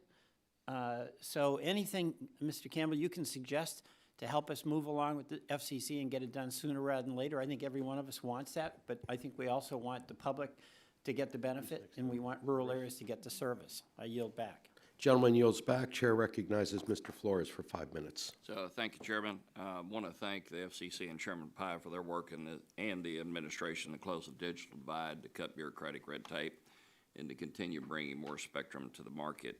It's my hope that as the Commission moves forward with plans to repurpose the C-band, that they'll do so in a way that represents taxpayer interest, that they ensure adequate levels of oversight and transparency in the auction process, that they protect incumbent broadcaster programming customers, and that they secure sufficient commitments to the U.S. Treasury.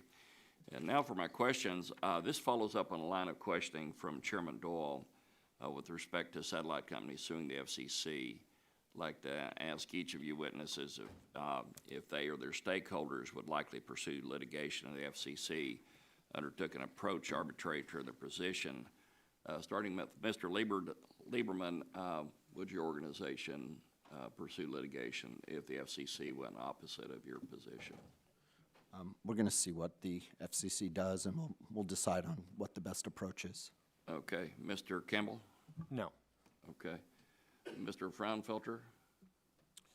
We would look to see what the FCC would come up with and then make a determination. Okay. And I guess for the sake of fairness, I need to ask Ms. Collier. I'm assuming you wouldn't, but... No, we don't typically engage in litigation. Okay. Mr. Barenbroek? I think we would look at whatever the FCC comes up with to determine whether the Commission operated appropriately within its legal authority, and then make a decision. Okay, but so there could be a possibility for your organization. Okay. Mr. Fraunfelter, having spent a considerable amount of time in the satellite industry, I'm sure that you're well-versed in logistical and operational challenges that follow potential repurposing of spectrum. As you know, Congress had to step in to correct a few logistical issues during the TV broadcast incentive auction repack. One of those changes involved a provision that I had authored as part of Ray Baum's Act to ensure that stations receive compensation for the cost of the repack. Since we're shifting into a different technological space, what sort of logistical or operational challenges might arise from a satellite operator's perspective when moving to a different frequency? Sir, are you asking if you moved out of C-band into a different frequency? Yeah. I think that it would be a very long process. We had talked about changes that would have to be made at all of the earth station operators with teleports and rural facilities and so forth. So you would be looking at changing out all of the antennas and potentially a significant amount of the equipment, depending on what frequency band you were shifting to. Today, we do provide KU band services over the United States as well, and there is available spectrum there where some of these services could be transitioned over a significant amount of time. They could be transitioned to those frequencies. But in terms of providing services that are consistent with what's provided today in C-band, I don't believe there would be enough spectrum in KU band to fulfill all of that and the existing services. So you would have to look at a new band that's currently not utilized by commercial satellite operators in the United States in order to meet all of the demand. Okay. And what steps would satellite operators need to take in order to mitigate interference for your customers? Interference from other satellite operators? I'm sorry, can you clarify the question, sir? Well, if the C-band is repurposed to other uses, what sort of logistical challenges would what would satellite operators need to do in order to mitigate interference for your customers? I see. So from our perspective, you would be looking at, expansion of additional satellites, billions of dollars of investment in order to transition those services over from C to KU band. And you would also be looking at, significant amounts of investment throughout all of these terrestrial facilities. Okay. Ms. Collier, I appreciate the great work that your organization does. You've done a great analysis of this particular issue. Have you all stepped back from the forest to look at if there's any sort of a hybrid public approach, a hybrid between a public auction and a privately facilitated transaction? Is there anything that we need to be doing in terms of thinking out of the box like that? We haven't really looked at a hybrid approach per se. One thing that we do need, that Congress and the FCC needs to be coherent on, is that there are currently incumbent users, both earth stations and satellites, that are not all part of the CBA alliance, that need to be ensured that their interests are protected even through the transition. So there's going to be cost associated with the transition, and there needs to be a way for them to pay for those transition costs. Okay. All right, I have another question. Gentleman's time has For the expired. record. Thank you. Thank the gentleman. You want to enter something into the record? I have a question for the record, but I'll do that later. Okay. I thank the gentleman. Chair recognizes Mr. Vesey for 5 minutes. Mr. Chairman, thank you very much. I wanted to specifically ask about the auction format, and maybe Mr. Behrenbrock or Mr. Lieberman or Mrs. Collier could answer the questions that I have for me. I wanted to sort of talk about the framework of putting together an objective private auction, because I know that there's been a lot of discussion about that, whether we should have one that's public or private. And is it possible to put together something that is fair and transparent as far as a private auction is concerned, when there are already alliances that have sort of been formed with the foreign investors, with the foreign satellite operators, with some of the players that are involved in this? Because I think that the most important thing is we want to make sure that we are yielding everything that we can from the taxpayers' standpoint. You want it to be able to be deployed as quickly as possible, and just wanted to maybe sort of get one of your opinions on that. First off, this is a public resource. It's a public asset. Even FCC Chairman Ajay Pai said a couple weeks ago, this is a public asset. You cannot have a secondary private entity taking on the role of the FCC in selling a private asset or a public asset. It's just not something that I believe can legally be done. You know, Section 309J is very clear on this, that it is the FCC's responsibility and the FCC's role to conduct an auction of a public asset, namely spectrum.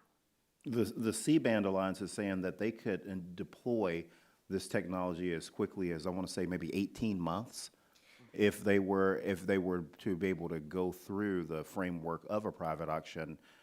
And what sort of time frame are we talking about if it were to be a public auction?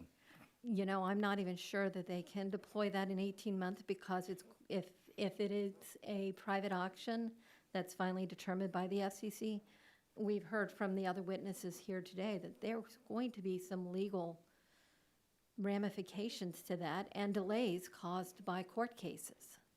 So, you know, I don't see a private auction taking any less time than a publicly held, transparent, Federal Communications Commission held auction. Mr. Behrenbrock. Thank you. You know, the C-band Alliance's proposal, you know, and I think the claim that they can, you know, make some of this spectrum available within 18 months, that's sheer conjecture. You know, those are claims based on an unprecedented auction proposal, an untested model, an entity that has never run a spectrum auction before. So I think we take those claims with a grain of salt. Additionally, you know, there are significant public interest oversight responsibilities the FCC has when it runs an auction. Transparency, accountability, promoting competition, ensuring that small businesses and diverse bidders are able to participate. Those benefits are all compromised by taking the FCC out of the process. This is an entirely unprecedented proposal, and there's no track record for this working. There's no track record for this serving the public interest. Yeah. So in your opinion, there's really no possible path to put together the framework possible to make it transparent and fair for the public the way that you're talking about, if it were done under the structure of a private auction? Yeah, I think in order to, the benefits of speed that CBA has claimed, the best way to get those benefits with the public interest benefits we usually see from a public auction is for this committee and for the Congress to weigh in and push the FCC to move quickly in a public auction. Okay. Mr. Campbell, do you have I know that you've been sort of objective and haven't had a lot on this. I was just curious, do you have any opinions on it whatsoever as far as my question is concerned about just a private auction being able to have the substance of having something fair and transparent? Well, I think that, you know, any private auction that would occur would be under the auspices of FCC rules and control, because you're gonna have to change the licenses and issue licenses, and so it's not like it's going off, you know, on the side. It's gonna be more akin to transferring existing licenses, and, you know, if you're a radio station or something, you know, people have private transactions. They must be approved by the regulator to transfer the license, and there are things that are overseen in that. And I think we could see the same thing in this situation if there were a private auction. I'm not sure that one or the other is the perfect way to do this. I just think that we need to focus on which is going to provide the spectrum and make it available for use the fastest. All right. Gentleman's time's expired.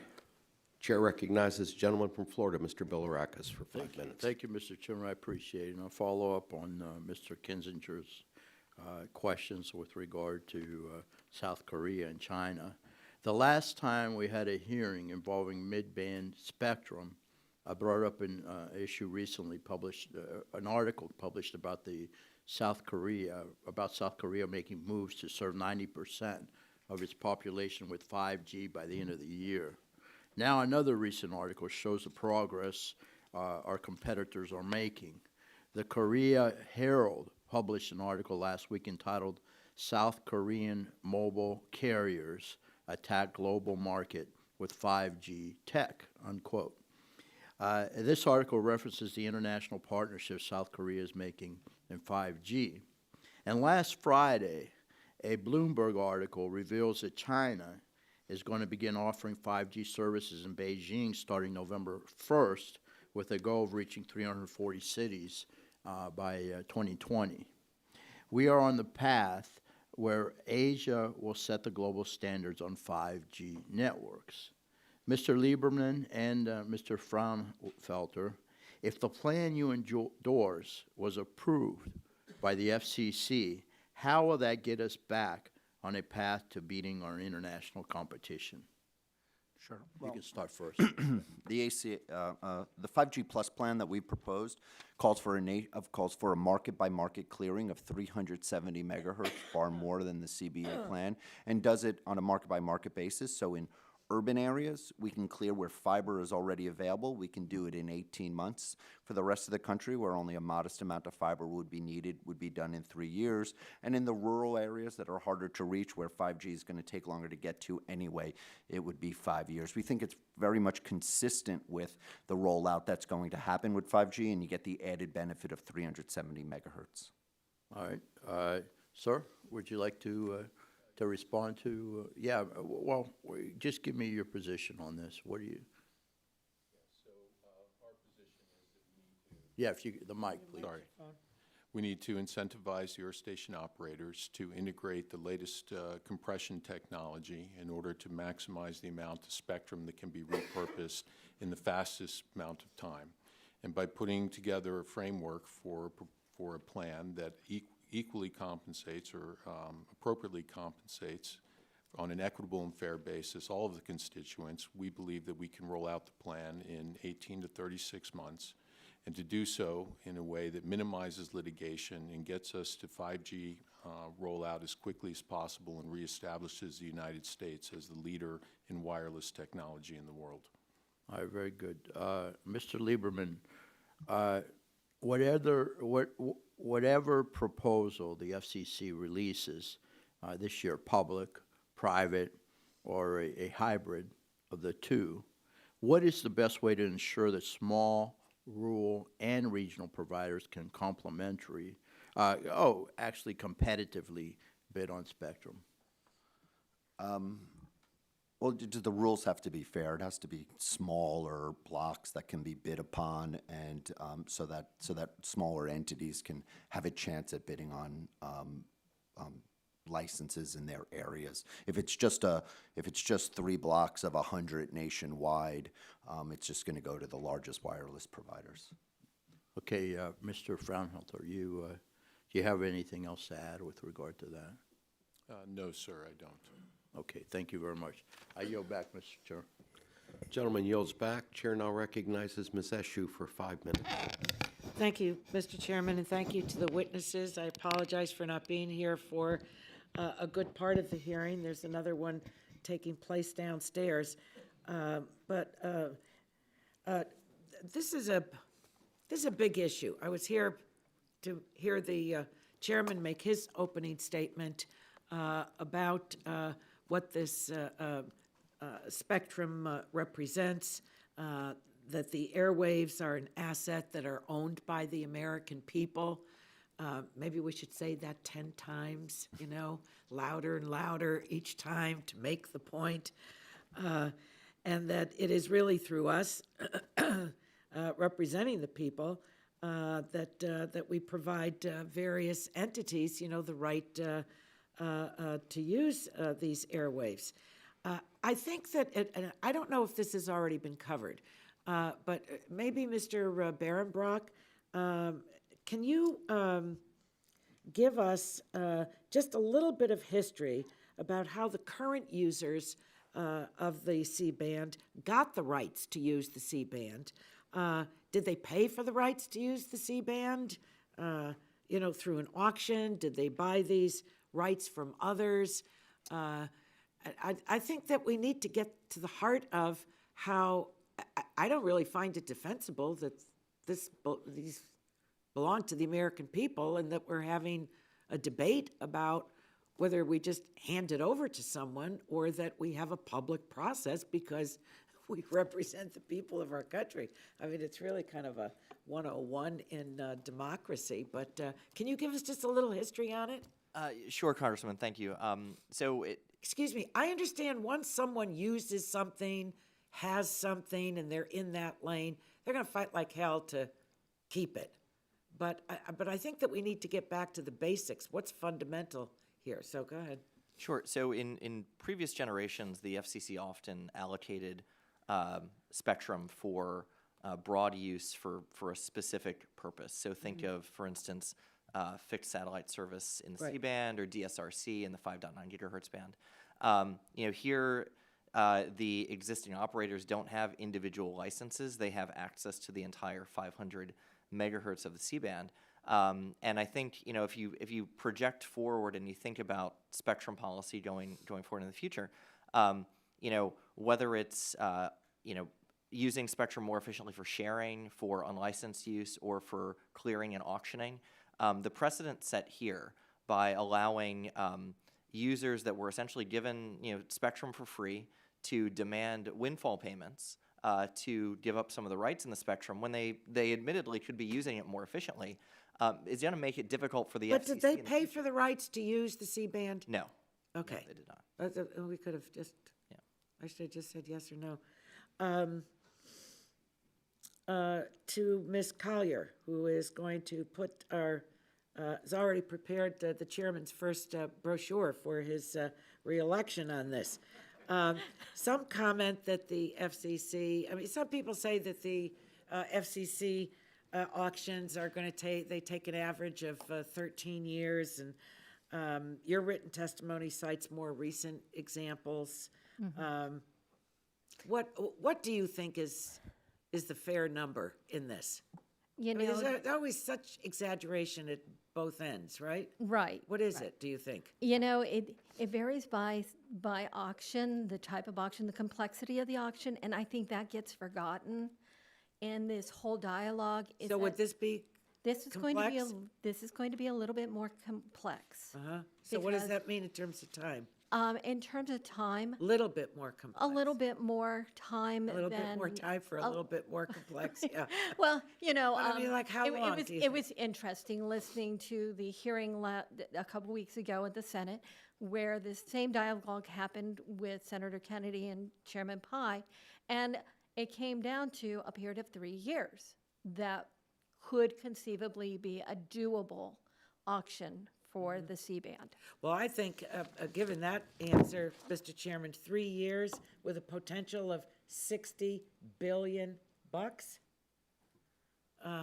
we're talking real money here, even though we're federal representatives.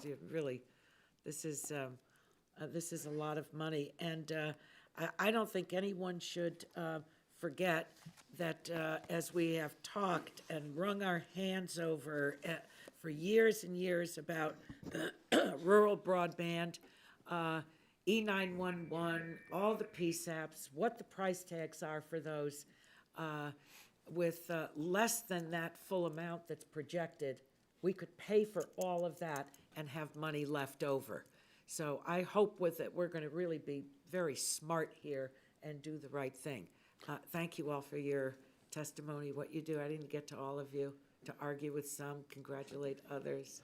But you're wonderful to come and be instructive to us. Thank you, Gentlelady's Mr. time Chairman. has expired. Thank you, Mr. Chairman. Chair recognizes Ms. Brooks for 5 minutes. Thank you, Mr. Chairman, and thank you so much for holding this very important hearing. I'm one of the co-founders of the 5G Caucus, along with Representative Debbie Dingell from Michigan, but I also represent Indianapolis, and it's the home of actually Indiana 5G Zone, which is a hub. It's led by Purdue University, and it is focused on testing and developing 5G-enabled technologies. It's an R&D center. But as I've talked to them about what they need, they have stressed with me the importance of the C-band. And so this argument, the hearing today is critically important, and the speed in which we move, I think everyone agrees, is critically important. I'm curious, Mr. Campbell, how does the U.S. compare with particularly the European countries in how they made mid-band spectrum available? I don't think comparing with China is necessarily very fair in how they make mid-band, but how about, countries, democracies, how have they made mid-band available for 5G? Because, as we've heard, they are ahead of us right now, I believe. Right, right. I think, we do have to recognize that we have in the U.S. a more intensive set of licenses and uses, including government uses of spectrum, than probably any other country on Earth. So we're going to run into these challenges more and more as we look into new bands to do things, including this band, where we have incumbent users that have to be, whose problems must be addressed before we can repurpose the spectrum. But Europe has definitely focused on this band, and they're moving forward, and they're going to have it available. And I think, rather than wringing our hands on the fact that we have a challenge in making ours available, we just need to focus on how are we going to get there as quickly as we can. But because it is a competitive issue in terms of our ability to compete with the absolutely agreed. How did they make it available? Well, How they did- didn't have how the d- same. They how didn't did have the EU? They didn't have the same incumbent users that we have in the space. Okay, so they just made it available. I think they had some users they had to deal with. I'm not fully knowledgeable on that topic, but they had an easier time in the transition on this. And we're going to face this in other bands in the future, and we had better utilize as many tools as we can get in our toolbox to repurpose spectrum when we can. So we've heard so much about rural issues, and actually a large part, and a huge part of Indiana is rural. But given the need to encourage rural broadband, are there some requirements, Mr. Campbell, that the FCC could incorporate into its order to make a private sale, if the private sale is the option that moves forward, much more rural friendly? Yes, the FCC could put the same obligations on the private sale that they could put on the public auction. So you could end up with the same result on that front vis-a-vis build-out requirements and issues like that. Mr. Fraunfelter, as far as making sure that the license sizes, we've heard about this, are the appropriate size, both in megahertz available and the geographic licensing areas, what incentive do satellite operators have in that private approach to ensure everyone has a fair chance, as well as what is the FCC's role in making sure it's carried out? I don't think anyone ever answered the enforcement question. I'm not sure I'm the right person to answer that question, but I think it. Why not? Because it's part of the auction process, and from a satellite operator's perspective, depending on what percentage of the proceeds they get, they're going to be looking to optimize those proceeds, as would any of the processes, resulting from the auction. So, as was mentioned earlier, I think in order to incentivize and make sure that we have appropriate spectrum available in our rural communities, we need to make sure that we have small amounts of spectrum that are auctioned. Any further comment on that question from anyone else? With that, I yield back. Gentlewoman yields back. Chair recognizes Mr. Cardenas for 5 minutes. Thank you very much, Chairman Doyle and Ranking Member Latta. One of my colleagues just said about us making smart decisions here. I hope we're capable of that. And when I was just listening to my friend Congresswoman Brooks, I was thinking, yep, she's one of the smart ones. I really enjoy working with you and going to miss you as a colleague. I think that everyone in this room today does want to see the U.S. succeed in its deployment of 5G technology, but as usual, everyone has their own priorities. However, I think that overall, I'm glad to see that a lot of consensus is that the best way to make sure that that happens is with a transparent auction of this critical spectrum. Fair and open and transparent process is what everybody deserves. In addition to that, I believe that the FCC-led process to reallocate mid-band spectrum would maximize the amount of mid-band spectrum that will ultimately be made available, all the while maximizing the amount of revenue generated to help fund key priorities to make sure Americans get the connectivity they need and deserve. Mr. Lieberman, in your written testimony, you note how important it is that a public auction of the C-band protect and make whole the C-band dependent users. I understand most of those users provide television programming, which I can tell you is important in my household, in my district, to my constituents. Can you elaborate on why keeping the C-band dependent users whole is so important? Well, these are small businesses that have spent a lot of money in order on their businesses in order to provide a good service to their customers, particularly in smaller markets and rural areas. And it seems to me like if the resource that they're relying on is going to be made less reliable, less capable, and less affordable, then they should be made whole. And so as part of reimbursements, instead of forcing them onto this lesser C-band, what our proposal is that they get fiber so they could transport it that way. And that would actually provide a benefit for rural America in terms of not only for just getting video deployment, but it would also be available for 5G. It would be available for schools, hospitals, libraries, businesses. I mean, it really creates the win-win that I think that Congress and the FCC should want.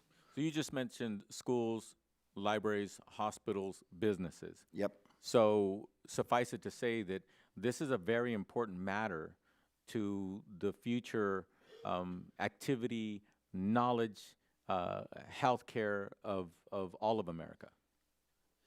I mean, there's a lot of places in America that doesn't have fiber connectivity of the size and capacity that can support institutions. And so by providing a reimbursement for like 10 gigabit pipes to these cable operators so they could transport video over it, that could also be used to provide additional services in those communities. Although this might seem like gobbledygook to most Americans, talking about fiber and C-band and spectrum and things of that nature, but at the end of the day, is this something that Americans have already become accustomed to when it comes to these kinds of technologies in their day-to-day life? Which technologies are we talking about? Just in general, do people use phones in their day-to-day life? Small businesses, do they depend on the internet for their success, et cetera? Yeah, most definitely. And all that we're talking about today does in fact affect the future of all of that kind of activity. Oh, absolutely. Absolutely. I mean, we have to find a way to provide all areas of the country with the same kind of connectivity, and that's where we think the CBA proposal is short on in that regard. So at the end of the day, the issue that we're talking about today, is it important that we do it well versus just maybe I doing it in a way where let's just see what happens? Yeah, well, look, speed is very important. I can understand that. I'm sympathetic, but there's other factors that need to be considered in terms of that. Is how much money is going to be raised from it? What other purposes could that money be used for? And what is the difference in time between public and private versus the amount of money that would be raised? We think that a public is in the best interest of the American public.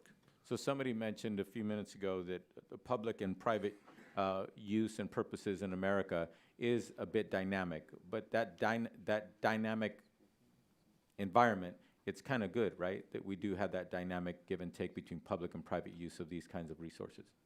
Yeah, certainly, absolutely. Thank you, Mr. Chair. My time has expired. I yield. Gentleman's time's expired. Chair recognizes Mr. Wahlberg for 5 minutes. Thank you, Mr. Chairman, and thanks to the panel for being here today. It's important that a public or private auction be designed and run openly and fairly, one that maximizes the involvement of entities in 5G deployment, utilizing spectrum and benefiting more consumers. I'm particularly focused on would-be bidders and purchasers and their confidence that auction design, bidding rules, and license sizes have not been set to favor any one entity. Safeguarding competition and transparency is essential to ensuring a competitive process and fully optimizing our spectrum resources. Mr. Fraunfelter and Mr. Lieberman, if Congress isn't satisfied with any authority to modify or transfer licenses, couldn't Congress authorize a version of the private sale and impose whatever conditions it would like on the process regarding transparency, donations to the Treasury, or any other condition? Yes, sir. That's my understanding, that Congress has the ability to make sure that the FCC process, if it moves forward in private sale, is transparent and meets the guidelines and expectations of this subcommittee and the Congress in general. So it has that power and ability. Mr. Lieberman, would you agree? Congress has that authority. I would say one of the benefits of Congress actually authorizing a private auction would be that they can then use that money that would be raised to meet their objectives that Congress seeks. Okay. Mr. Fraunfelter, speed to market is essential when discussing repurposing C-band. In a private auction, how do you foresee the FCC's role, and do you believe it is important that they're involved throughout the process of transitioning C-band? Yes, sir, absolutely. I think it's absolutely critical that the FCC establishes the appropriate guidelines and supervision over the entire auction process, even in a private sale. And it's important that that process is done in a transparent way so that we mitigate any potential litigation and it's conducted in a fair manner. Mr. Lieberman, your plan calls for no overbuilding in the construction of the 120,000 miles of new fiber. Hopefully some of that will come to my house. Can you talk about exactly how it will prevent overbuilding in relation to the federal programs? Sure. The criteria on receiving the funds would be that if you have fiber available to you of sufficient capacity, that you wouldn't be eligible for support. You'd still get money because you'd still need to lease what's available, but this isn't about overbuilding. My members have the same, I have members without fiber connectivity.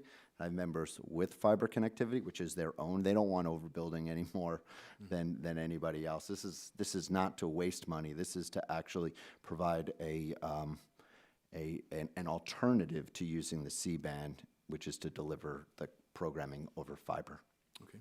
To follow that up, how do you foresee our efforts to improve our nation's mapping capabilities working alongside with this new fiber build-out? Well, this is the fiber that we're talking about is not fiber to the home. Right. This is going to be the backbone fiber that goes from major data centers to cable operator head ends. So there's not really any programs today that is providing that level of is funding that. There have been in the past as part of the BTOP program under the ARRA, but not today.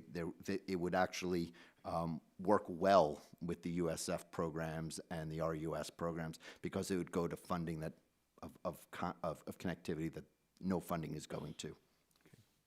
Thank you. I yield back. Gentleman yields back, and last but certainly not least, one of the original co-sponsors of H.R. 4855, Mr. Gianforte, you're recognized for 5 minutes. Thank you, Mr. Chairman. Thank you for holding this important hearing. I represent Montana. Getting broadband into rural Montana is critically important for all the reasons we've discussed here today. 5G will come to rural America when different bands of frequencies are put to good use. The C-band provides the right mix of capacity and coverage that will enable network operators to deploy in rural America. Reallocating C-band is complex, as we've talked about, because the spectrum has many current users and many others interested in acquiring it. That's why I joined with Chairman Doyle, Representative Johnson, and Representative Matsui in introducing the C-band Act. Our bipartisan bill requires the FCC to hold a public auction promoting a transparent and open process while preventing a private spectrum sale that could benefit foreign entities. The proceeds from the public auction can be used for critical priorities, including expanding reliable broadband coverage to close our digital divide. For the past quarter century, the FCC has successfully designed and run spectrum auctions that have brought more than $122 billion in revenues for the American taxpayer. I believe only a public auction designed and led by the FCC guarantees that the taxpayers will get the benefit of these sales. Only a public auction provides the guarantees of fairness and transparency that ensure bidder confidence in the auction procedures and outcomes. And only a public auction ensures that smaller carriers, including the rural entities in my district, and new entrants have a fair shot at bidding. Ensuring this public confidence is necessary to maximize participation in the auction and maximize taxpayer benefits. As we've discussed today, we also have to make sure that the districts that are auctioned off are small enough to ensure build-out in these areas, a problem we face in our state with population centers being covered and many farms and ranches not being covered, which prevents them from using newer agricultural technology. Ms. Collier, given the track record of success and the obvious taxpayer benefits of an FCC-led auction, we've talked about this today, but just comment on why the FCC should be leading this process. The FCC is the only entity with the legal authority to conduct a spectrum auction. If they wanted to abdicate that, they would have to ask Congress for permission to abdicate that authority for a private sale. So legally, they are the only entity who can do this. And they've proven through since 1994, that they have the ability and the teamwork to conduct these spectrum auctions. You know, they've well experienced at this. Okay, and while I normally believe the private sector can do things more quickly and more efficiently than the government, in this instance, a private sale could end up delaying the rollout of this spectrum. Could you just comment on how that would occur and why? Well, first off, there could be legal challenges to a private sale. It just is one of those things that's so unprecedented that so many interested parties that are currently incumbents in the spectrum may say, hey, wait a minute, we're getting shut out, we're being forced out without any recompense by the satellite operators. Okay, and the last question I just have just over a minute. Right. I'm particularly interested in rural build-out. As we craft this legislation, forget about public-private here for a second. What provisions can we put in the legislation that would ensure that we get better build-out in rural America? And that's open to anybody on the panel. I'll start with that. I think that those that are using the C-band that are going to be impacted by the clearing should have the option to get the same content via fiber. If we would do that, that would provide the fiber connectivity that Montana is lacking. Good. Yes. So thank you, Congressman. One of the barriers to deployment of 5G technologies in rural America is the lack of sufficient fixed network infrastructure. So what you could do, and this is similar to I think what Mr. Lieberman and ACA are proposing, is that funds repurposed from or revenues from the C-band auction could then go towards deployment of fixed networks in areas that are unserved and underserved. And I have 7 seconds. Anybody have a quick comment? Good. Well, with that, I will yield back, Mr. Chairman. Gentleman yields back. Chair requests unanimous consent to enter the following into the record. A letter from the Aerospace Industries Association, a letter from Americans for Tax Reform, a letter from the C-band Alliance, a report from Citizens Against Government Waste, a blog post by the American Action Forum on behalf of Mr. Latta, a statement from AT&T Public Policy on behalf of Mr. Latta, a press release from the C-band Alliance on behalf of Mr. Latta, an ex parte letter from the C-band Alliance on behalf of Mr. Latta. Got a lot here. A fact sheet from the C-band Alliance on behalf of Mr. Latta, and a letter to Reps. Walden and Latta from the American Consumer Institute, American Enterprise Institute, Competitive Enterprise Institute, Heritage Action for America, Lincoln Network, and R Street Institute on behalf of Mr. Latta. Without objection, so ordered. I want to thank all of the witnesses for their participation in today's hearing. I remind members that pursuant to committee rules, they have 10 business days to submit additional questions for the record to be answered by the witnesses who have appeared. I would ask each witness to respond promptly to any such questions that you may receive. At this time, the subcommittee is adjourned.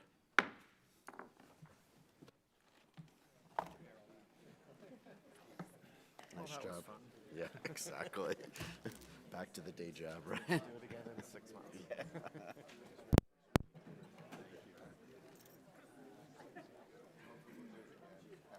All right.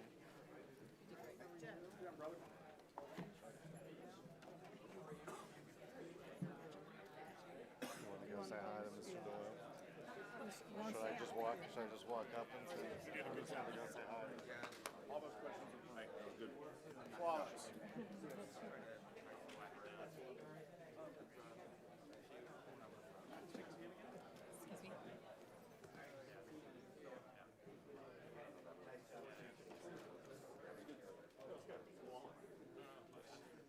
That was not what we were told. We were missing form. That was bad intel we got before that hearing.